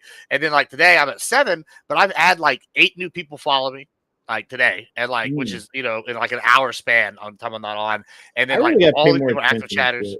Yeah, they did something. They're definitely playing with the algo and how it's promoting people for sure. Like I don't know. Yeah, I'll have to work and get that, because I mean I'm live there now. Oh well, shit. Well, let me share with you. So the other centrist is Andrew JD, who I don't know who that is. The leftist is She's Right. I don't know who that is. Logics. I don't know who that is. And Dylan Burns, who I know. So Dylan was really cool on the panel the other night. I like Dylan. He's a good guest usually. Yeah. Some of my best shows have been with him. So I like him more in the smaller panels than I do the big ones, but I just haven't been able lately to get him on a smaller panel. I had to bail on Prime. Prime asked me that he really didn't have a topic for tonight, and I was like, I mean, I'm sorry, I can't be there. But he obviously wants to talk about something stupid. How do you really feel? Yeah. So look, I get that Prime has the worst case of TDS of anybody I've ever met. Oh no, he's not even that bad. He's really bad. Oh, bro, I gotta introduce you to some people then. No, you really don't. You sure? You really don't have to introduce those. But I get it. But it would be refreshing if there could be one debate topic that didn't have to do with his TDS. Like just one. Well, you say that, then it gets worse. This is one of those situations where it can always get worse. Because if it's not related to TDS, let me tell you, boy, if this is what it's going to come down to, all right? It's going to come down to these 3 topics. It's almost like in the Marvel studios, you got the wizards or whatever, the aliens and whatever. Here with Prime, you got Trump derangement syndrome, you got AI, and somehow some combination of AI and bitches, and then you have religion, and he's just like, oh, Christianity evil, and he'll go on like an hour-long spiel about Christianity evil, and then when you explain to him, he's like saying like misinformation. Like his response is almost demonic, like in how like he just like refuses it. Honestly, like Israel derangement syndrome. Well, yeah, but Israel wrap up in the religion thing, Yeah. I haven't been invited back to Prime show since I went 5-on-1 against all the people that were anti-Israel, and he flipped the fuck out. I must have missed that. Oh, dude, it was wild. Well, 2 of them were isolationists because they were libertarians, Scott and Lactoid, which is whatever. That's a different argument. That's a better argument. It's not Israel specific, but him and Doobie, I'm an isolationist, as you know. Doobie and Corey were just super anti-Israel, and all they did was give me one debunked trope after another. We were talking about the Witkoff massacre; it was disproven, and they started talking about how the videos Israel released were fake. and with no proof, but everything that Hamas says we need to take at face value and shit like that. It just I don't understand why Corey is even part of that panel. He never adds anything of value. I've never really seen him. Gibbs had him on once for something, and he came to that. Gibbs is a soft touch. He has a good heart. He wants to help people. Yeah. I've just never seen him on anything else ever besides just Prime's Monday nights, and he just sits there quiet most of the time. It depends. If Corey's like passionate about a subject or it's like a science subject, he's pretty good for those. It just has to be in his wheelhouse, and otherwise he's just going to be a typical like Canadian lib, and then not talk. Super Scott, how you doing tonight? Yeah. But even when he talks about stuff that's like you would think that he would know about, he doesn't actually know about it. Right. I mean, like I said, unless it's like science. But then, like the other night, okay. All right. Maybe I just don't understand how vaccines work. But maybe y'all can explain this to me. So I'm done because I made the argument that if we get into space, I don't want to get Columbused by aliens, right? And why did Columbus work against the Native Americans? Well, it's because they had been fighting the plague for the last 1,000 years, and in America they didn't have the plague. Right? Yeah, well, I'm just saying. So maybe if we start vaccinating everybody, and everybody's all fucking, these viruses aren't mutating, we don't have to deal with all the new ones all the time. We're gonna develop these pussy ass immune systems. Then we're gonna meet, Columbus the alien Bob the Fifth, and he's gonna hit us with the bullshit. We're gonna get alien AIDS and die. I don't want that shit, bro. Like, I want to be Columbusing them fuckers. It's better to be the rats of the universe than anything else. I'm just saying. It's very interesting that you say that because you don't want to get Columbused by aliens. I'm just saying, bro. So one time, the one debate that I've had with Andrew Wilson was over mandatory paternity test. And of course, I'm against anything mandatory by the government. That's, I don't like that. And and he's like, well, what if, there was this disease and everybody, they have their 100% proven effective, whatever. But some people it could kill, but but it's a very low number. But you're going to force everyone would you force everyone to take it? Because for it to be effective, everyone has to take it. Like everyone on the planet, it has to be distributed to everyone. Because if even one person has it, then the disease can come back, right? And I'm like, no, I wouldn't force anyone to do it. And he's like, really? And I'm like, yeah, you're going to go put guns to the head of the Amish community and tell them to take the fucking vaccine? Is that what you're going to do? And he's like, yeah, absolutely. I'll line tanks right up outside the door. Yeah. And I'm like, well, I mean, I won't, I guess we all die because I'm not willing to do that. I'm not willing to. It'll be a cold day in hell before I get on that train. And I'm with you on this. The Christian nationalist wants people's religious liberties to be squashed for the sake of medical advancement. That's kind of weird. Well, it's a hypothetical that's part. He was.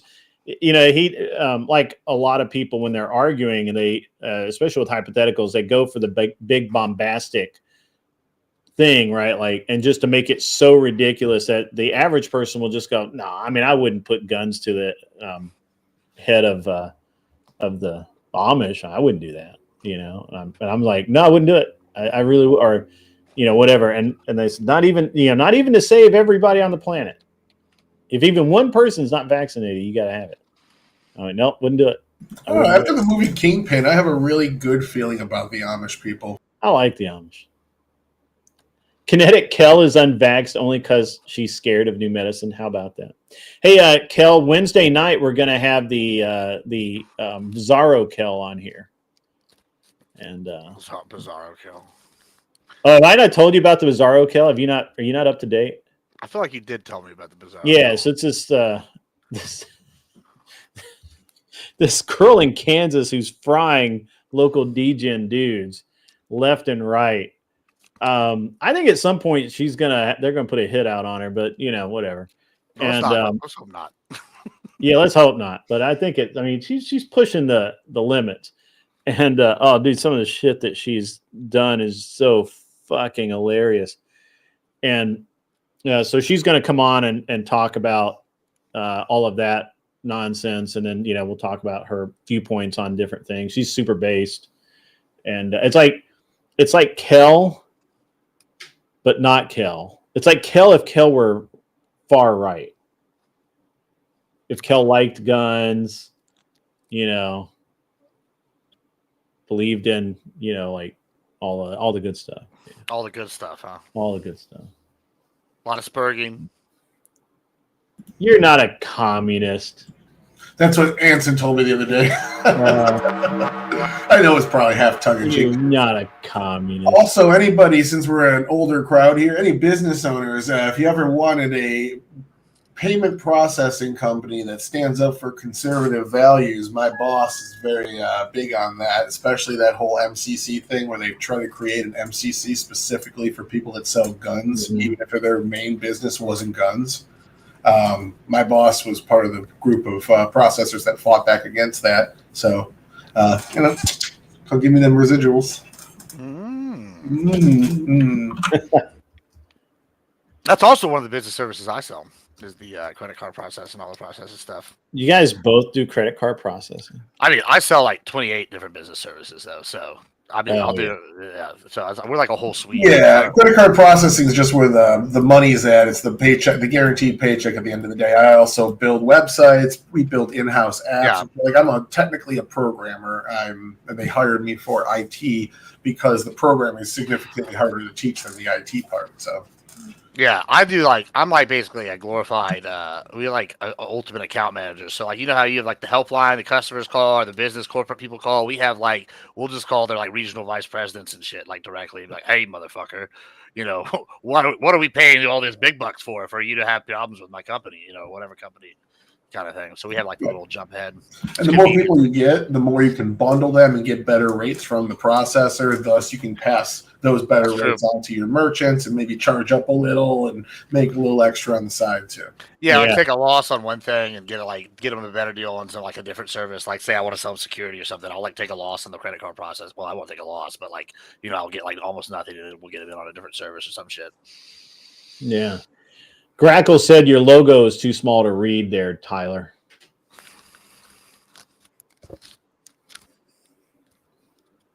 What do you mean? Wait, do her and Kel look alike? It says conserve pay. Oh, yeah. Hang on. Let me find this. I have the picture here somewhere. All right, let's let Papa Gibbs determine. All right, we're gonna make a list. Like we're gonna get canceled. Like what was the guy that got canceled for that? Tyler. Who was that? Was that Tom Foolery? He got canceled for having a hot chick list. I don't know. What? I tried to watch. He was like rating chicks and like had a list in like a Google Doc. Oh, you mean like Facebook?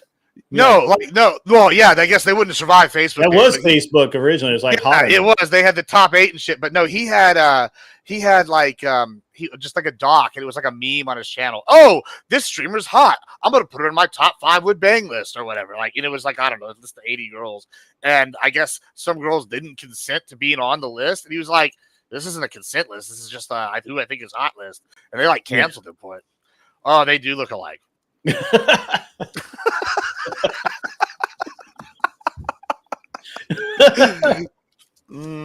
That's funny. Kel's like, we don't. It's okay, Kel. It's okay. Tomfoolery is a dumbie. That's not why people don't F with him. I mean, there's other reasons, but that was the one. He's a Destiny sweeper. I mean, that's probably... I don't know, though. Last time I saw Tomfoolery on stage with Destiny, he was giving Destiny hell. Like, he was the only one, too. He's a simp for him. I watched that debate between Destiny and Rob, where Rob was just crushing him with the reports about the whistleblowers out of the Intel department, and Destiny is just denying everything and doing his little sophistry. Well, it could mean this, so that means that what their assessment is wrong. I did see that too. But when he was on panel with Destiny and Connor, he hit Destiny really hard. Maybe he was just butching up for Connor. I don't know. Well, you know, Destiny and Connor are basically the same person at this point, so like, really pick your side. Wait, so they're both working for the Klan? Ah, that's funny. I mean, I know Connor is. When did Destiny start? So, dude, how much money would y'all give me if I fucking Like, ask Destiny where his fucking white hood is at on fucking Thursday next week? Like, hey, did you bring your? I was did you like, bring- what the fuck? Did you bring your white hood, Destiny? Like, are we going to the meeting after this? That was funny. Kel was like, what the fuck? Mm. I mean, down to the nose. I mean, she doesn't have as much of a nose piercing. The as bad Kel. the bad taste in clothing, the red hair, the nose piercing. Mm-hmm. You could get him on here to debate or make out, and either way, it'd be just as entertaining. That is not funny. Yeah, nobody wants that image in their head. I think Anson would enjoy that image in his head. Well, Anson's already had that image in his head for a while. So, no nose rings are red flags and let you know the level of crazy you're about to get into. That's true. That is. All you have to do is bring up the allegation and he spurgs. Are you talking about Connor? Nah, I think they're talking about Destiny. Tomato, tomato. Yeah, I want to really want to start the Klan application for Destiny. Much more entertaining than I think the sex mastery one. And Gibbs will tell you, man, when he was calling Connor a right wing or a left winger and a Nazi, I would always give him the benefit of the doubt and be like, you know, he's not as bad as you say and shit like that. I really try to give the dude an honest and fair defense, and it's just he doesn't hold a single right wing view anymore. He just says like, well, fundamentally my views are right wing, even though all my conclusions aren't. So, like, you know. It's amazing how often I end up being right. People just keep thinking I'm crazy and a dumbass, and all of a sudden I just keep ending up being right repeatedly. Lord and Lord it.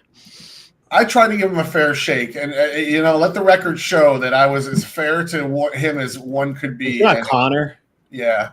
Yeah. Listen, I grew up around the Klan. I know what they sound like. That's what they sound like.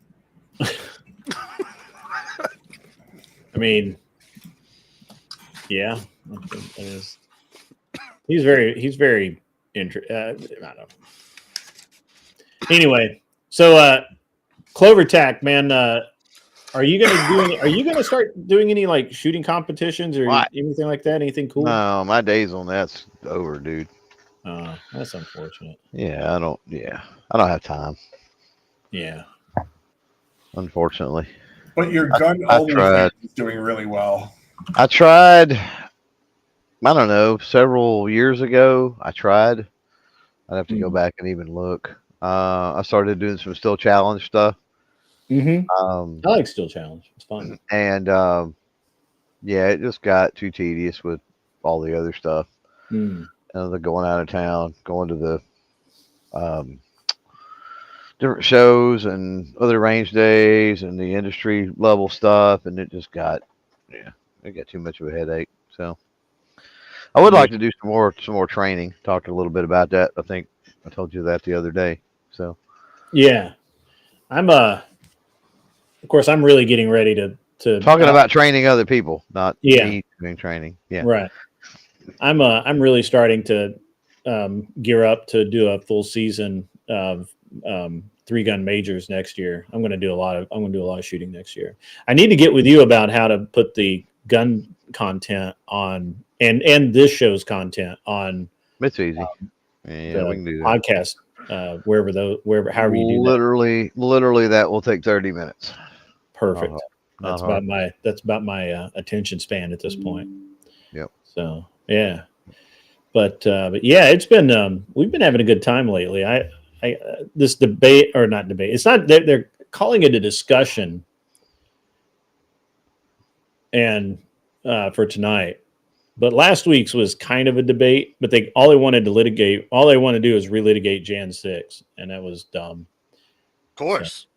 So, and actually, it's funny because the other night when Confluence was on, and I was like, I literally told him that if you want to talk about Jan 6 and all of your information ends in 2020 and 2021, then you need to shut up and go find the new stuff because you're out of date. You're wrong. And I'm going to actually have Tim Hale back on the show, and we're going to answer a lot of these questions about actual Jan 6. Yeah. Yeah. Did you see that they I think I forget the exact number of feds that they had or that they've identified that were provocateurs on Jan 6, but there's a lot. So it's speaking of Thirties.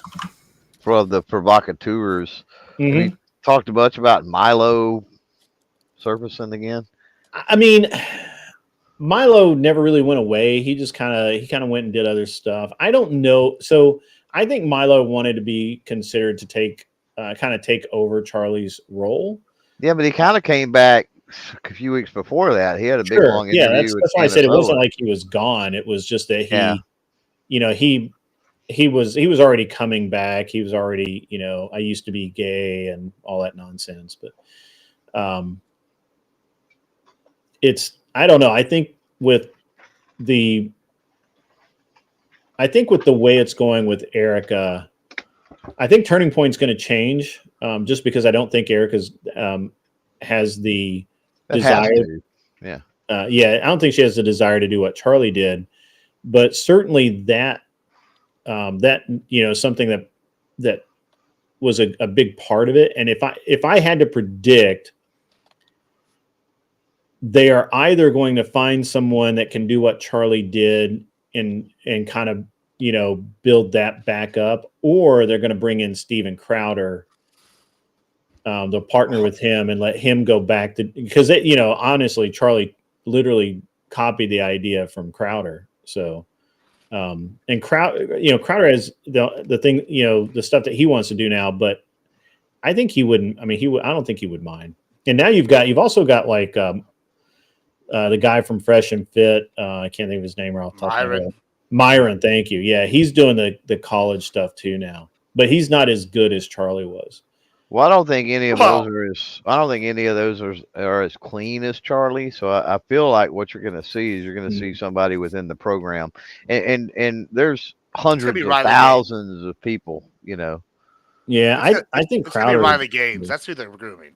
That would be interesting. Yeah, I don't know that she's got the depth of knowledge that Charlie had, though. I mean, that can be learned, but she's educated. I mean, she's educated. She's like topic relevant because whatever. I think it's the two that are the other one I think is coming to mind. I'm surprised hasn't been going off is Tommy Lauren, and it seems like a prime moment for her to shine. But I haven't seen her anywhere.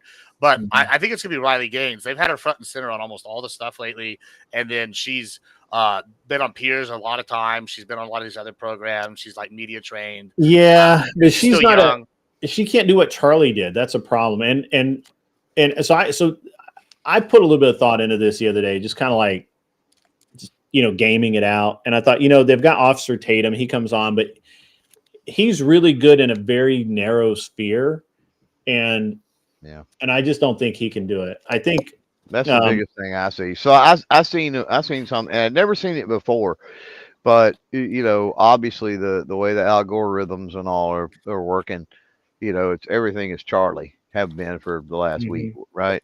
And it popped up, and it was amazing because it was the GOAT debate. It was Michael Jordan versus LeBron. And some college kid had stepped up, and they got into the GOAT debate. And Charlie, I mean, it just blew my mind, the knowledge he had of 90s basketball, 90s NBA, and whatnot. It was. I did not expect that. Right. Hey, welcome, Abe Dinkus. I see you out there. Hey, Abe, I want to invite you to be on the debate show on Friday. We're going to try and start doing actual invites. So we have a full panel, show up at 8. We'll get right to it.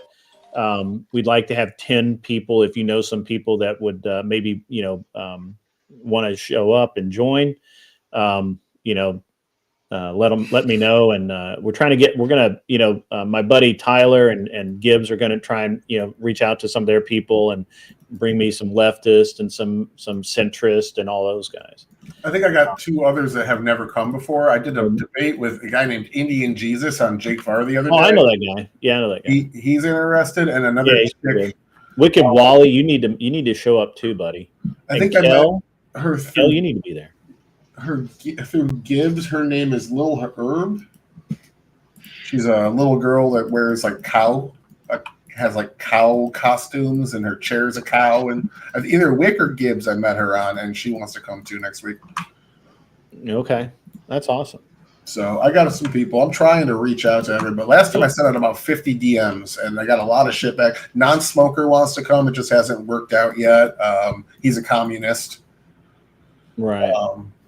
Horseradish has a whole Discord full of people, and he said he wants to come. And he was talking about doing like Discord battle, like show battles. Like they bring 5 people from their Discord, you get 5 people from your Discord, and have like a 5v5, like battle of the Discords.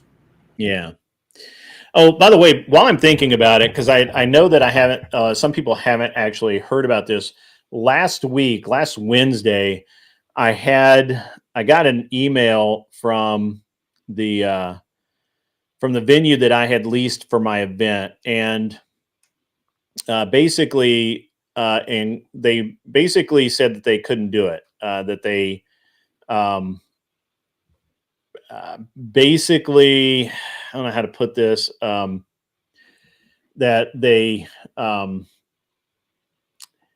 I don't know how to really put this. This is basically, to me, it seems like they just didn't want the liability of having my event there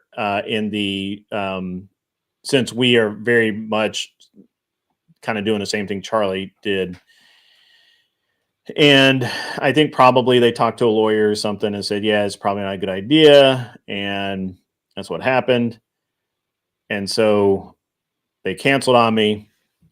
But I got another place. It's all set up. Give me a second. I'll throw the pictures up. Most of my viewers have seen it, but not everybody has. So we'll just go ahead and run through it again.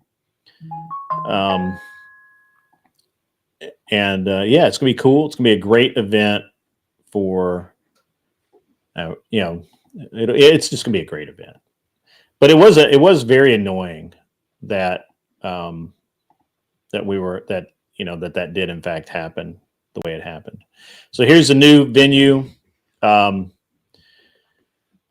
Gibbs is probably away, so you probably can't see it, but that's okay. So this is a new venue. It's just rad. It's just super cool. And the bikes and some of the other props will still be there, but like some of the guitars and things like that, those are props from when they were shooting something in there. And yeah, it's gonna be a really cool venue. It's all secured. I have once again, everything's taken care of so far. It is it's badass. It's real cool. And the biggest point is that it's going to be it's right next to Marathon Village, which is a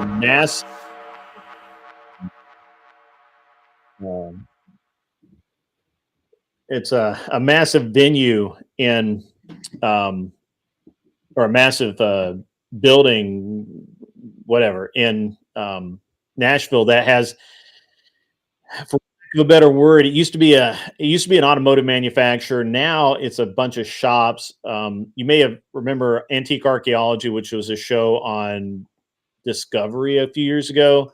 They had a shop there. Now there's a bunch of shops there. There's Jack Daniel's store. There's a couple of distilleries. There's places to eat, places to shop, including the Nashville Tactical Lounge. So you can go buy yourself a nice, sharp new knife, or if you pass the background checks, you can get a nice firearm.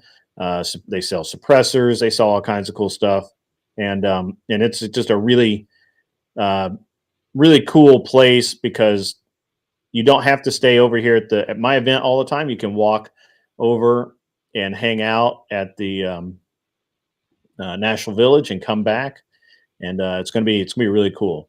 So that's the new venue. I do apologize, guys, that the way it went down, I certainly didn't see it coming.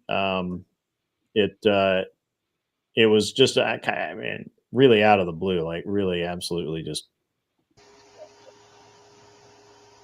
Does that place have a range, or it's just a dealer? They're just a store. It's just a store. Oh yeah, Nashville Tactical Lounge is just a store, but they have like, let me see if I don't know if they have a website, but they started off as knife dealers, and then they moved into the firearms and other things like that. And it's a really cool store, and they have like leather chairs and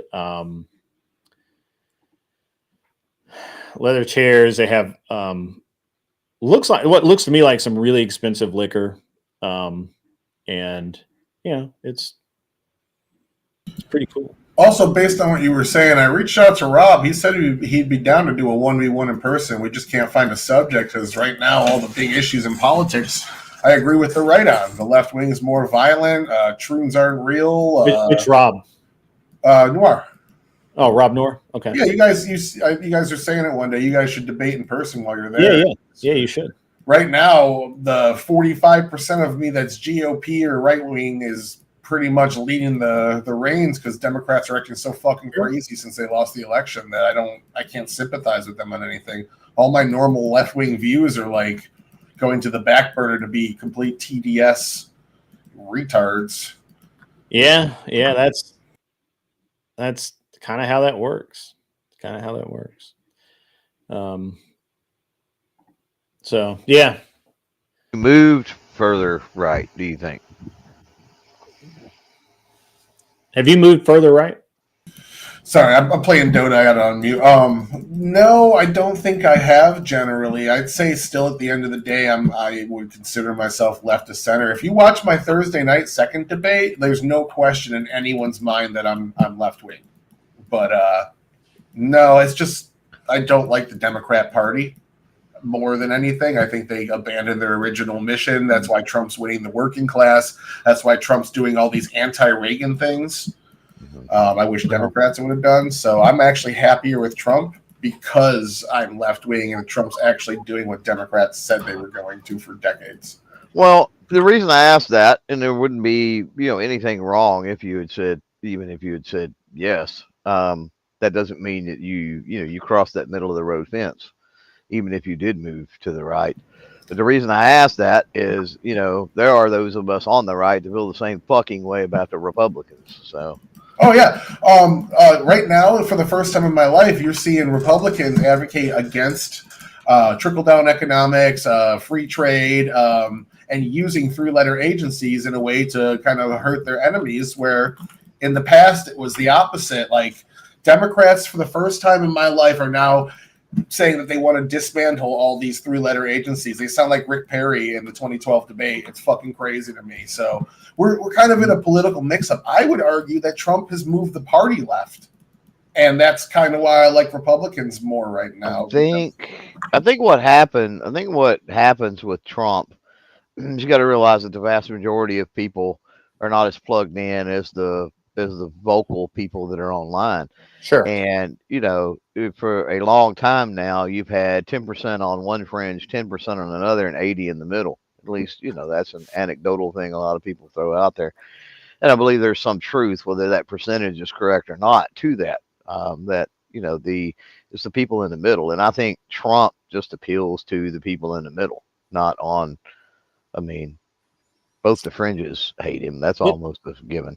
But Trump is technically doing trickle-down economics. He's just not calling it trickle-down economics.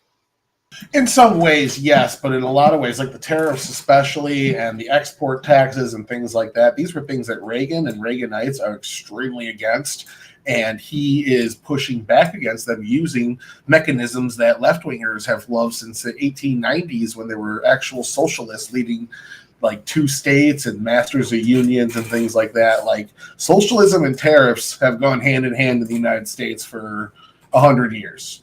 There are Republican reasons also to use tariffs, absolutely, but right. It's more of a left-wing policy in my mind. I mean, and look, now I was very young when Reagan was in office, but I feel like Reagan used tariffs while he was in office. Maybe to threaten people, but he was very anti-tariff, anti-protectionist, anti-isolationist, and things like that. His big thing was enhancing free trade with other nations, removing barriers, and it built off of Nixon's push to open up China. Nixon and Reagan basically gave us the Chinese threat we have today, whereas like isolationists or nationalists would have been like, why are we empowering our biggest competition, the Cold War enemy? Yeah, but I mean, sure, and he was a free trade advocate, as is Trump.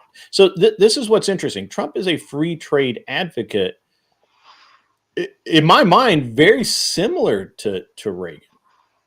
He's using tariffs because fair trade, they're a right? mechanism. I'm sorry. Like there's a difference between free trade and fair trade, though. Sure. But fair is decided by who's, depending on the viewpoint. But I mean, I'm pretty sure Reagan used tariffs as well, but he was also a free trade advocate. So is Trump. Trump is a free trade advocate.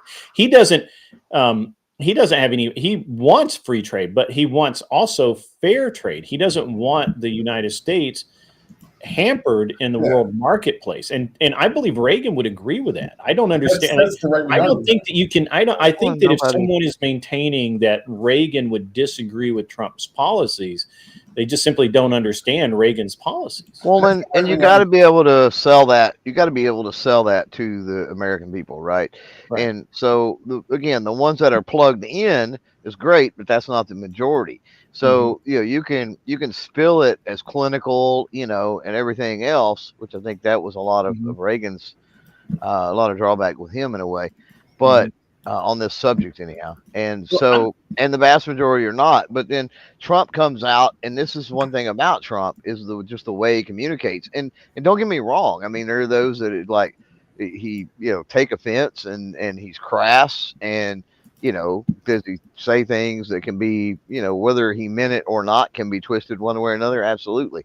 But for the average person, like they understand it. He says it in a way they understand it. And I think with the fair, free trade, fair trade, like he says it in a way like, okay, if you've got something worth $10, and this person over here's got something worth $8, that's not a fair fucking trade.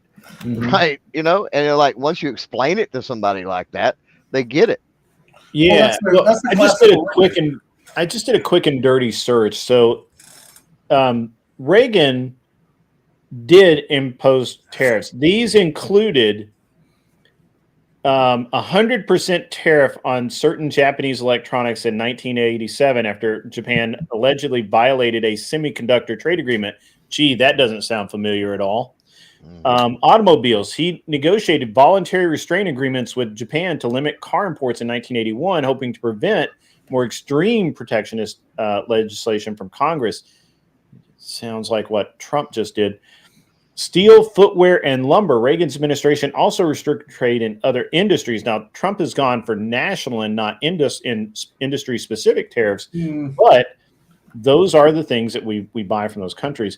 And Canadian softwood lumber, he implemented a 15% retaliatory duty on Canadian softwood lumber in 1986. So basically, and this has been my viewpoint all along, Trump is simply mirroring Reagan's actions. I don't think, if you look at Trump's tariffs, he's done 6 different tariff programs, and they are much larger. The reciprocal tariffs, there's nothing like that Reagan did. Reagan more punished people for violating trade deals, which is something Trump does. That's the right-wing argument. If you break the rules, tariffs are your punishment. But the left-wing argument for this is that we want to prop up U.S.-based companies. So Trump's metal tariffs on copper, aluminum, and steel, you could say those are directly based on left-wing, classically left-wing ideologies, why he did those specific tariffs. Anything I don't think so. I think that those are because those industries are ripe for tariffs. But that's the left-wing argument, is you want to prop up U.S. industry using artificial trade, artificial practices. We're basically giving a subsidy to U.S. companies to keep them afloat. And it could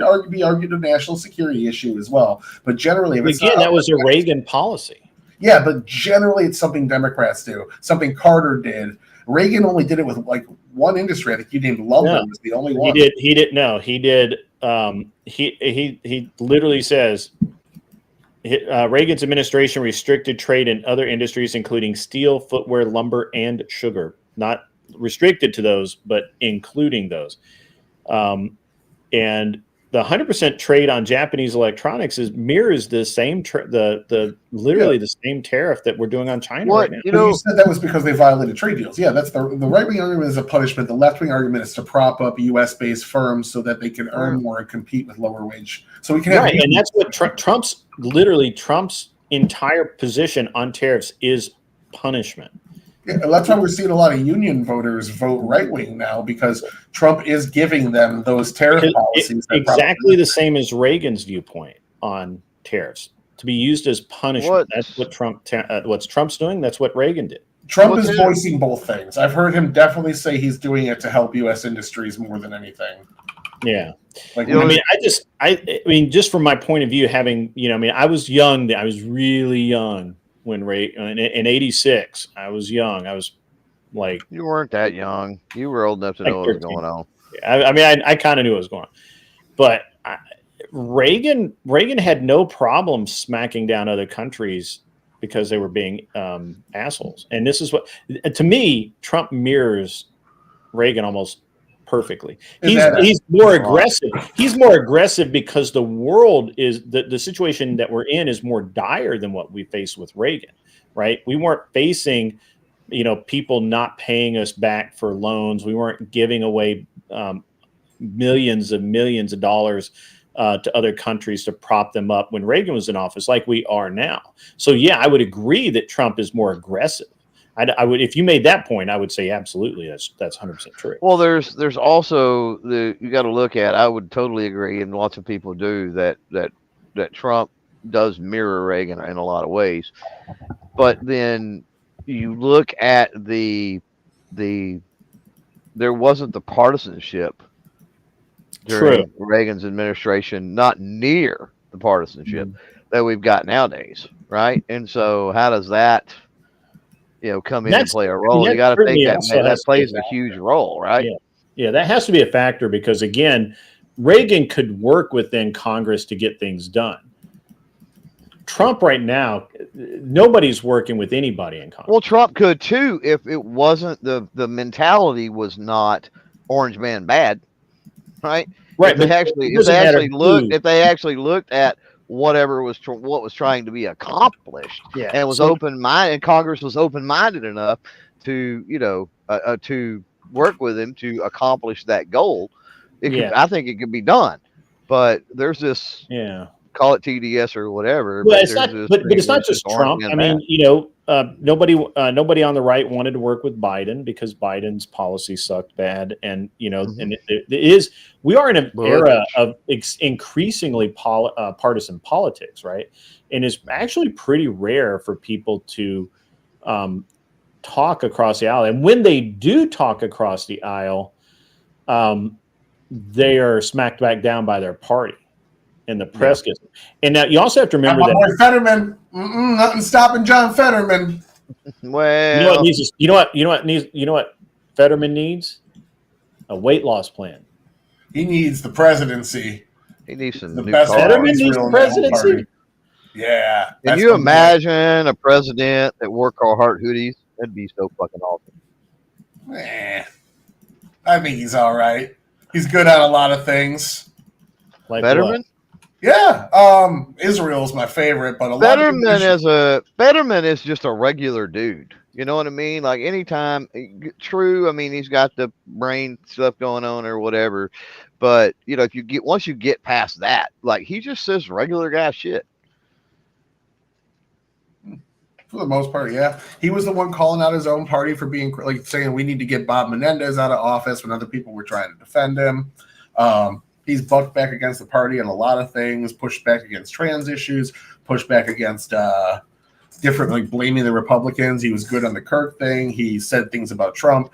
He definitely has to toe the party line every now and then, but he is bucking back against the party on a lot of things, one of them being Israel, again, the thing that got his attention in my eyes. And to me, that's just, I like that. I liked when Joe Manchin pushed back against Trump, and I like when different Republicans, Biden, and different Republicans push back against Trump for their ideology. Like Rand Paul, you say what you want about him, he's a fucking libertarian, but he's got some principles, and I like that. So, yeah. So, I mean, Fetterman. Wow. Okay. All right. But he'll go independent. I agree with Mullet Baby. That for him to win another election, period, he's going to have to go independent because nobody in his party likes him anymore. But he's still the most popular, like one of the most popular Democrat senators right now. He's in like of the people that are eligible to run for president, he's in like the short list top 5 of the most popular Democrats in the country, and he's very popular in Pennsylvania. Like I don't see them; they'd have to primary him, and like you think they're going to dump tens of millions of dollars into a Pennsylvania Senate primary that they know they're going to win and get. He votes with the party 95% of the time. It's just not 98% or 99%. So sadly, I don't think he can win, and it's a very similar issue as to why some people talk about Greg Abbott running, and it's the same reason I don't feel that he could win, and that FDR, if we had television, would not have won. Any type of in RFK, Bobby the same exact way. Unfortunately, with his voice, man, trying to listen to his little speech yesterday was brutal. Bless his heart. But because it's not his fault. But any type of disability, type thing like that, it's just there's no hope for president. I don't think with anything like that. They're going to get just absolutely slaughtered. I think Gretchen Whitmer is the best chance for Democrats right now. She's stayed silent on a lot of this Palestine stuff that people don't like. She's said very minimal things about trans issues, which people don't like. She's not real big on. You don't hear her out there preaching about Trump being a fascist because he's enforcing federal law on the border and things like that. And she worked with him on his auto tariffs and such because it's a big issue in her state. I think she's got the Rust Belt cred to win the Rust Belt back from the GOP, which they absolutely need to win an election. So let me throw this out there since you mentioned a chick running for president. Do you think that the first female president, assuming that we get one, of course, will be Democrat or Republican? Who do you think? Easily has to be a Democrat because Republicans, when you lose that advantage of the women voter when it's a Republican, because as soon as all their values go out the window, they start calling them a whore, like with Sarah Palin. Sarah Palin could have been the first female VP. And they made porn videos about her instead. I think I agree with you in that aspect, but here's probably where we're differ. Is I don't know that the Democrats ever get back to a place at this particular point. This is talking right now. I don't know that the Democrats ever get back to a place that they're going to be able to win with a woman, regardless of who that woman is. I don't ever see the pendulum swinging back far enough for them. Like Kamala was a disaster, right? I mean, I actually kind of have to agree with that. I think that it would be much more likely that you would get the Republican Party behind someone who was basically like Tulsi Gabbard, but had come from inside the party. So Tulsi's out because she didn't come from inside the party. So nobody's really, nobody's really going to trust her. She just wouldn't get wouldn't get the votes, but someone like Tulsi, I could see that happening on the right, to be honest. Who is that candidate? I just don't think the Democrats have a candidate or the Republicans. Angel Berber makes a good point. With what happened to Charlie, Erica may become the first Republican female president. Oh, she has no political experience. I can't see that. And there's nobody in that position. And what you see when you have nobody in that position, Trump. You see DEI. So I will say that, what's his name? South Carolina, really nice guy, big smile, very religious, ran for president in 2020. Oh, what the fuck is his name? He's friends with Trump. He works with him still. Scott? Yeah. No. No, it wasn't Scott. What the fuck's his name? He's a senator out of South Carolina. Him and Nikki Haley got into it on stage. The fuck is his name? Yeah, I picture that guy over there. Yeah, it's Tim Right. Scott. Tim Scott. Yeah. Okay. Yeah, so Tim Scott was completely not qualified to run for that. He was bad at speaking. Tyler, you know you're sharing your screen, right? Oh, yeah. Yeah. I was playing Dota. I was just wanted to throw it up there if anyone wanted to watch. But I'm done now. Yeah, so Tim Scott was completely ineligible for that. Like in terms of his experience, in terms of his speaking ability, he didn't have a following, any of that. I think he was kind of like the DEI hire. I think there's a wing of the Republican Party that's so desperate to not be called racist, sexist, and homophobic anymore that they want to push one of those candidates to the forefront so they can dispel that narrative because they still think it matters. Yeah, but here's where you look at Obama. Here's where you get into that mentality, and then the stars align, and then holy shit, next thing you know, you have you do it with the intentions like you're talking about, but then that particular candidate, and Tim Scott was a bad example. The furthest thing from Obama, right, was Tim Kennedy. I mean Tim Kennedy. Tim Scott. Yeah, why have I got fucking Tim Kennedy on the brain? Fuck that dude. I Anyway, don't know. Tim Scott. Not ideologically, but as far as the charisma and the presence and the speaking and the other things, right? The furthest thing. So the stars just aligned where, they pulled, Obama in, and the next thing you know, it was. I gotta disagree with you. I think Erica Scott's probably the top runner. She can't go this next cycle. I don't see her. Man, that would be. Because like Turning Point now is her baby, right? Like, yeah, but it wasn't before, it definitely is now, right? And like her leaving that, I mean, I don't know how that's going to right. But again, I don't think that I don't know that she's going to be. I think that she'll be involved. I don't think she can run it day to day. Somebody else is going to have to be a Charlie level face for that to happen. Yeah, think about Erica. Erica is Angel Berber makes very good point. She was involved with all of the politics. She's been trained. She's market trained. She has worked as part of political action committees and things like that before. She has more political experience than Trump. She speaks better in a lot of ways than Trump. And I mean, and Charlie Kirk. Well, and I think there would be, during the whole memorial thing yesterday, there was a whole lot of Vance Kirk, talking, right? And I think Vance has a good shot. But I think Vance has the shot to be the next president. But I think that's what I'm saying. But I think that maybe a potentially second term run with Vance. I mean, I don't know. Or maybe I could see a Vance supported candidate, down ticket on a Vance supported candidate 12 years from now, or however many it is, Yeah. So the thing is Erica's almost like, when I think about it, because I hadn't thought about it, but now I'm thinking about it, I'm like, she has a tailor-made press organization on every campus in the country. Plus they gained something like 100,000 more chapters or some shit like that. Yeah, it was pretty nuts. And after Charlie, and I mean, nobody can touch it. There's not a politician in the country that can touch the sheer number of voters directly that Erica can right now today. But does she want to? Yeah, that's the question. Would she want to?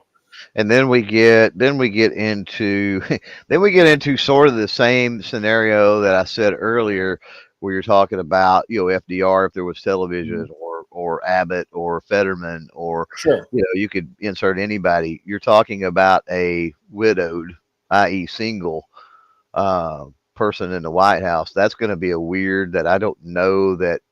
That's another thing. That's above and beyond the female, the woman, right? That people have to get over. Right. Now they've got to get over this single mother, and true, it's a widow. It's a much different situation than just a random single woman, but it's still, there's not a marriage there. There's not, it's just weird. Well, there was a marriage there, and everybody knows how it ended. And I think you are actually making the case. Like, I hadn't thought about this at all, and I don't know that I really would. So, I mean, I don't know. I would be very torn. And the thing is, and like the chat's talking about right now is like, as she gains presence, if she plays her cards right, so to speak, it could be really hard to beat Erica. I mean, it really could. And you say, well, we'd have all of these things to consider, but I don't necessarily think all those are negative, especially in our country. Well, Republicans, we're not. I mean, we are, but I mean, we're not the vast majority of people. No, you're right. College kids are, and college kids don't give a shit if she's single. They don't care. They're going to look at her as someone who lost someone that to them was a fixture in their life, and these people are going to continue to vote, and they're going to mature as voters. Mm-hmm. Ooh, man! The more I think about it, I mean, not that I know that she would. I mean, I can't say that she would be a great president or a bad president or whatever. I think that of the people who have the potential to actually win. If you gave me when the question comes up, do you think that the Republican Party could have a winning female presidential candidate? Could we do it? Or would we do it before the left? I think 100% we could do it before the left.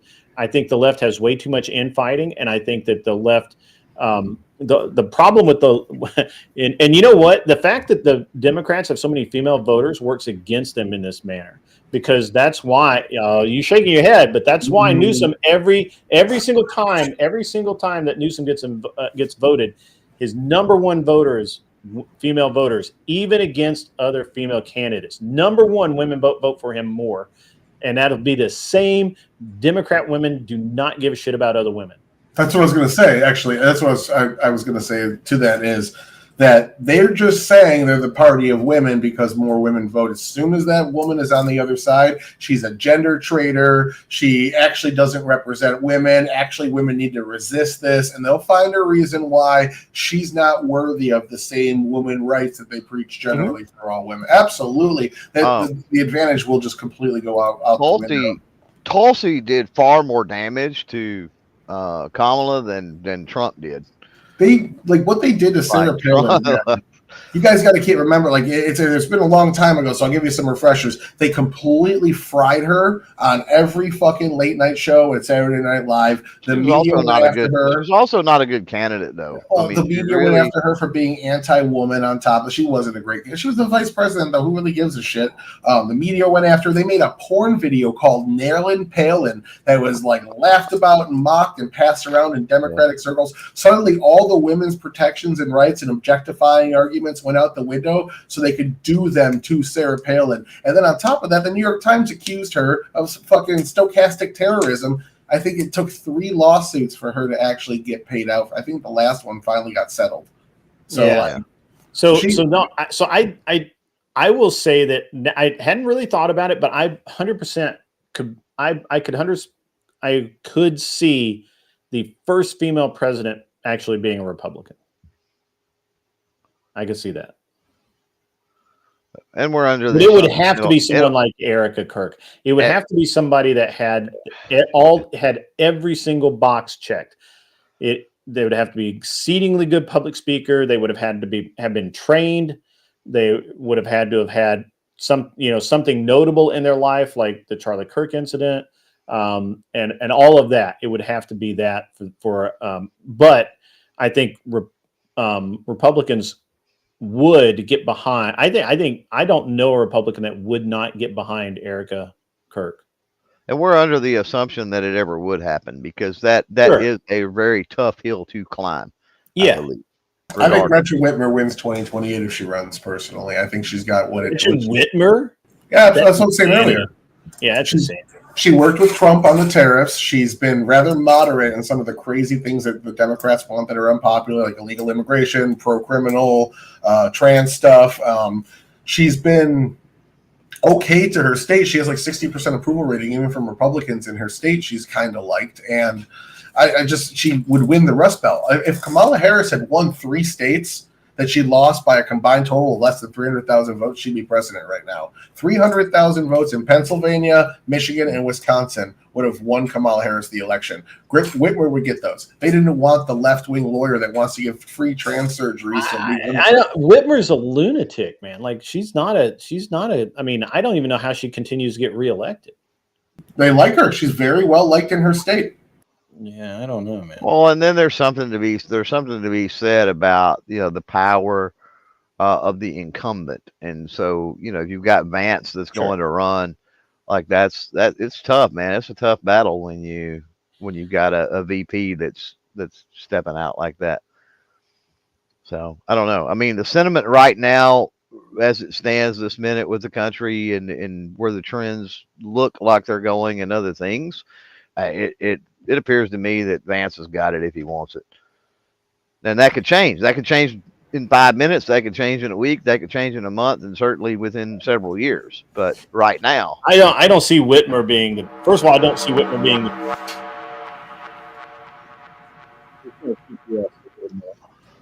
Your audio Angel donated 10 I don't know. Super For chat. 2028, We are past the no political experience arguments to win. Also, we are past we will catch them when they start paying taxes formula as well. DJT even admitted this in his speech yesterday. Yeah, just to replay that. thanks, Angel. Yeah, thank you very much, Angel Berber. We are past the no political experience arguments to win, obviously. Yeah. Also, we are past the we will catch them when they start paying taxes formula as well. DJT even admitted this in his speech yesterday. Yeah, that's true. I got to be honest with you. First of all, Whitmer's a lunatic. I can't believe that you. I'm very surprised. She's as bad as Tim Walz. Like, I don't know way. If you look at the way she runs her state's not a trans sanctuary state. Her state's not a legal immigrant sanctuary state. Her state doesn't have Dearborn in it. Wait, what is she? She's Wisconsin, isn't she? No, she's Michigan. Detroit and Dearborn both. Okay, terrible.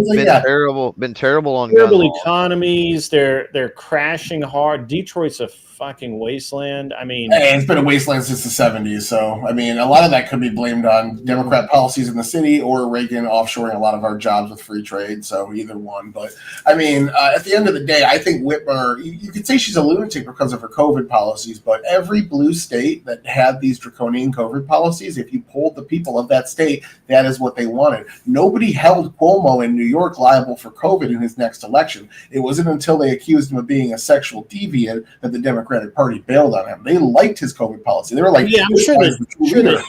So I'm telling you, Whitmer is so low down. She's destroyed the Second Amendment in Michigan. So like, I can't get on board with all of that. Yeah, Whitmer's a no-go. I think you're.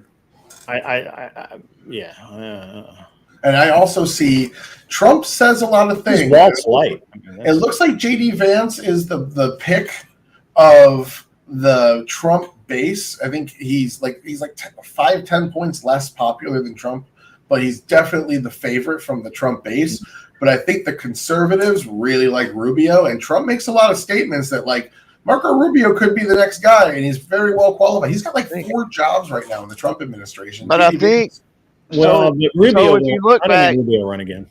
So if you look back, so you've got this thing where VPs get lumped in with the administration, but there is the possibility that VP can, when they're their own candidate, right, and they're not on the bottom of that ticket, that they become their own person.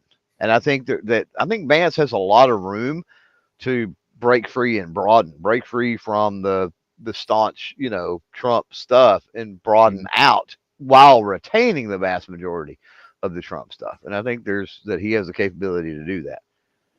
Yeah. Cause he's under Trump, but then he's nothing like Trump as far as like, it couldn't be any further away as far as really his attitude and where he come from and his backstory and, all of this other stuff. Like he's a totally different person. I'm going to tell you, first of all, I don't think Rubio will run again. I don't think he has the money. I don't think he can get the money. I think he's I think, much like DeSantis, I think that they made, they rolled the dice. They didn't make it. They're going to be support people, and that they know that they'll still be at the front. And it was bad. Look, I think with both of them, it was very bad timing them deciding to run. Quite honestly, and timing when you're talking about into continuing to run, which was yeah, worse. yeah. When you talk about elections, timing is the most important thing. Sure, it really is. Now I'm looking at Harvard Harris does this polling every single month for whose approval ratings in the country. Generally, Trump is the most popular person, 46% net approval rating. He's got a negative 2. The only positive on this list is a 44% approval rating, 37 against, RFK Jr. If you just go off of the polling, RFK could win the presidency. J.D. Vance is 39 and 41. Marco Rubio is 31 and 34. So they're basically both tied in their net approval at -2. Marco's a little less known than J.D. Vance, but they're not far off. I think Rubio's already tried to win. So here, the problem is Rubio's already swung and missed, 3 times now? Yeah, but that's how you build a movement. Like I think it's the second.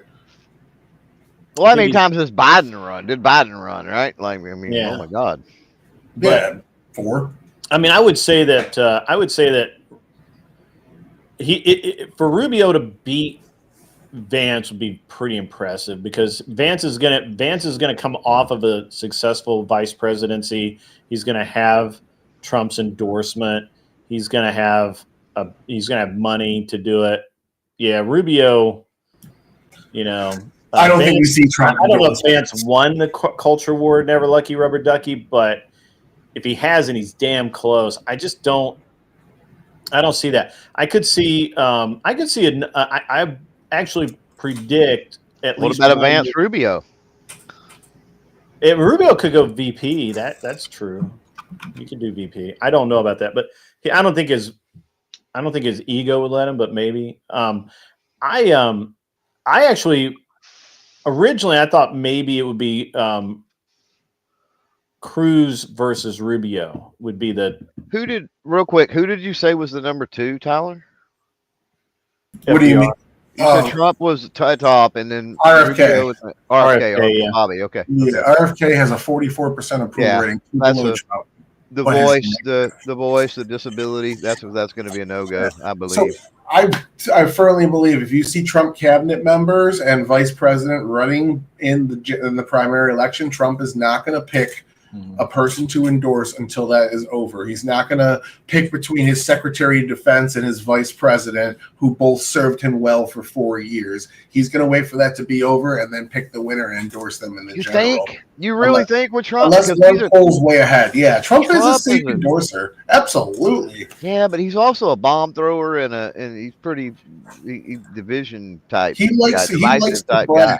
He likes to brag about how his endorsements lead to wins. So he always waits for safe races or races that are pretty well parsed out. Very rarely with J.D. Vance, this is one of the cases where he got into it early, endorsed Vance, and you saw him go from 4th place to 1st. But generally, Trump waits until the race is out there before he endorses. I don't think he's endorsing Vance. Yeah, he doesn't like to be wrong. I would agree with you on that.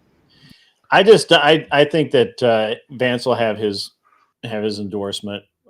Probably midway through the third year. He's going to have midway through. He's going to be. If he throws his hat behind Vance early, that may be a behind the scene things where the other ones are discouraged from even trying it or doing it. Right? I don't know if they're gonna they get behind him too. Like, hey, let's rally together behind Vance. I think what you're going to end up having to see, and I think we see this. I think we see this, and I think you're right, Angel Berber. I'll get to that in just a second. I think what you're going to see is that Vance is already acting presidential. He's going to be tough to beat just on character alone. His connection with Charlie is going to be with the connection with Charlie and Erica. Erica's going to throw her. I mean, he's got to hold the Trump base. I think if he can hold the Trump base, 100%. Well, and almost unbeatable. And he's going to have the Turning Point crowd. And here's the thing, man. You can't deny the message that Vance sent, that he turned his plane around in midair to fly to Utah to pick up Charlie's body and carry it home for him.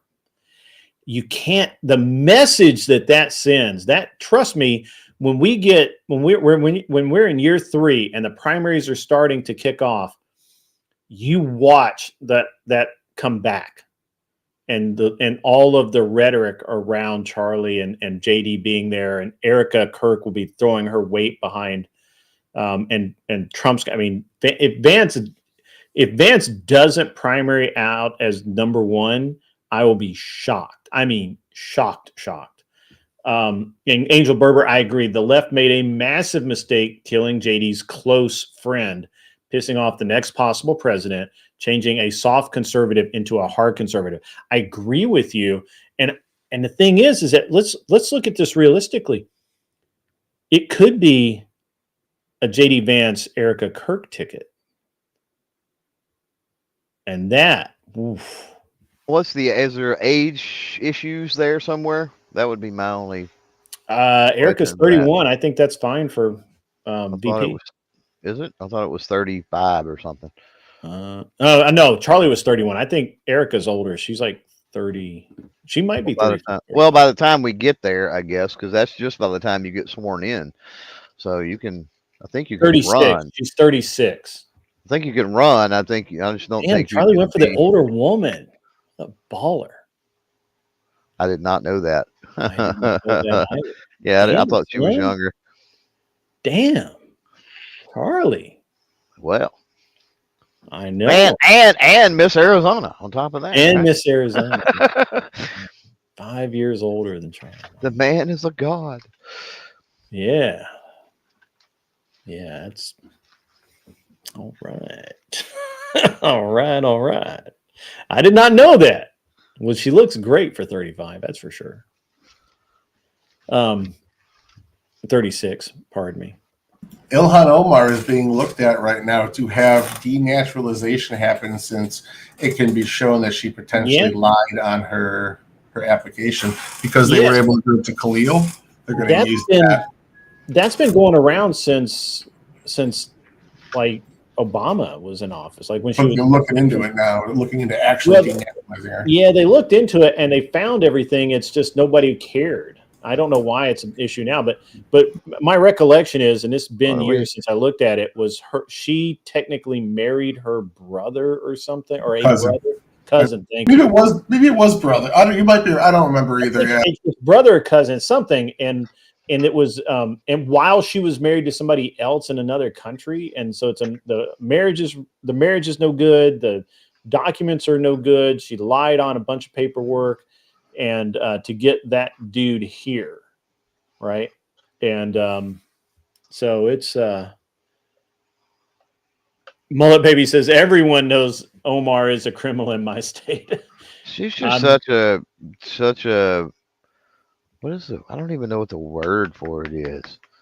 But just, I don't want to say a horrible person, but like anytime that I even look at her, it's just like she's such an unhappy, frumpy person. It's just, oh my goodness. Frumpy. You're looking for frumpy. All of the whole crew, or whatever you want to call it. They're all angry people. They're just so unhappy.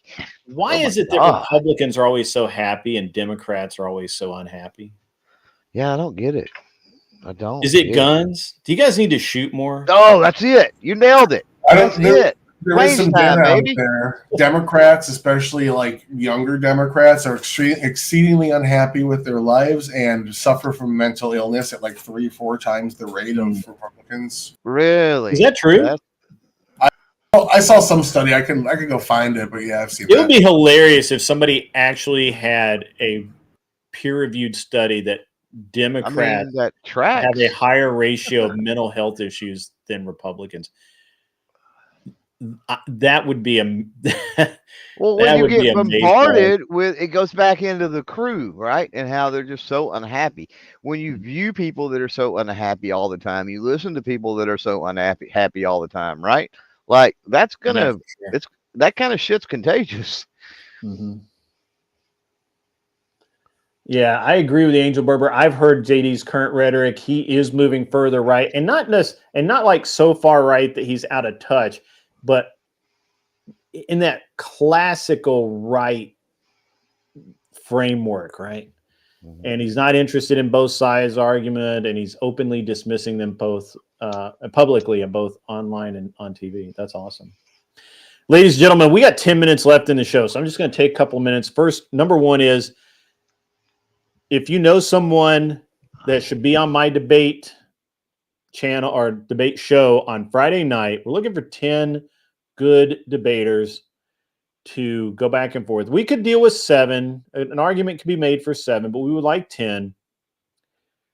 Friday night, they need to be here at 8 o'clock. Send me their information or send them to me directly. It'll be great. These are short format blood sport debates. They're 1v1. Each person gets 1 minute for an opening statement. Then you go right into 5 minutes of open discussion. At the end of that 5 minutes, you get judged. One stays, one goes. It's super easy. So let's really make that happen, guys. It's been great having you on the panel. I'm just going to do my exit stuff here and get out of here because I'm going to go hit some golf balls at the driving range. Have fun. Take her easy. It's a different kind of shooting. All right, Clover Tack. We'll catch you later too, man. I got to do some gun stuff, and I'll probably be reaching out to you. I'm here. Later. All righty. I'm just gonna go full screen real quick. There we go. That's me right there. Can I just super glue out on the lefties? Maybe. I don't know. Again, ladies and gentlemen, it's been a great show today. We ranged in topic today, ranged quite a bit. It's been a great, great show. Really had a good time. Again, for Emmett, I'm going to do another announcement, another request. Ladies and gentlemen, on Friday nights, we do what I consider to be one of the premier short format debate shows anywhere. 1v1 blood sport debates. Each person gets 1 minute as an opening statement. Then they move into 5 minutes of open discussion. At the end of that, the timer goes off and you get judged. And those guys either move on or they're gone. It's been a great show today. We're going to have a great time this weekend, Friday night, 8 o'clock. Everybody be here. Everybody have a great time. Next time, tonight, I will be live. Once again, at, I believe, 7 o'clock Central Standard Time, it'll be a panel discussion on the Epstein files, and it's going to be a great show. It's really going to be a great show. So you guys have a great rest of your evening or great rest of your day. I'm going to go hit some golf balls and have some fun. And in the meantime, as always, be cool. Wear glasses if you need them. And we'll see you back here tonight at 7 Central Standard Time. And go have fun. Go be cool. As always, be cool. Wear glasses if you need them. And go stand on somebody else's lawn.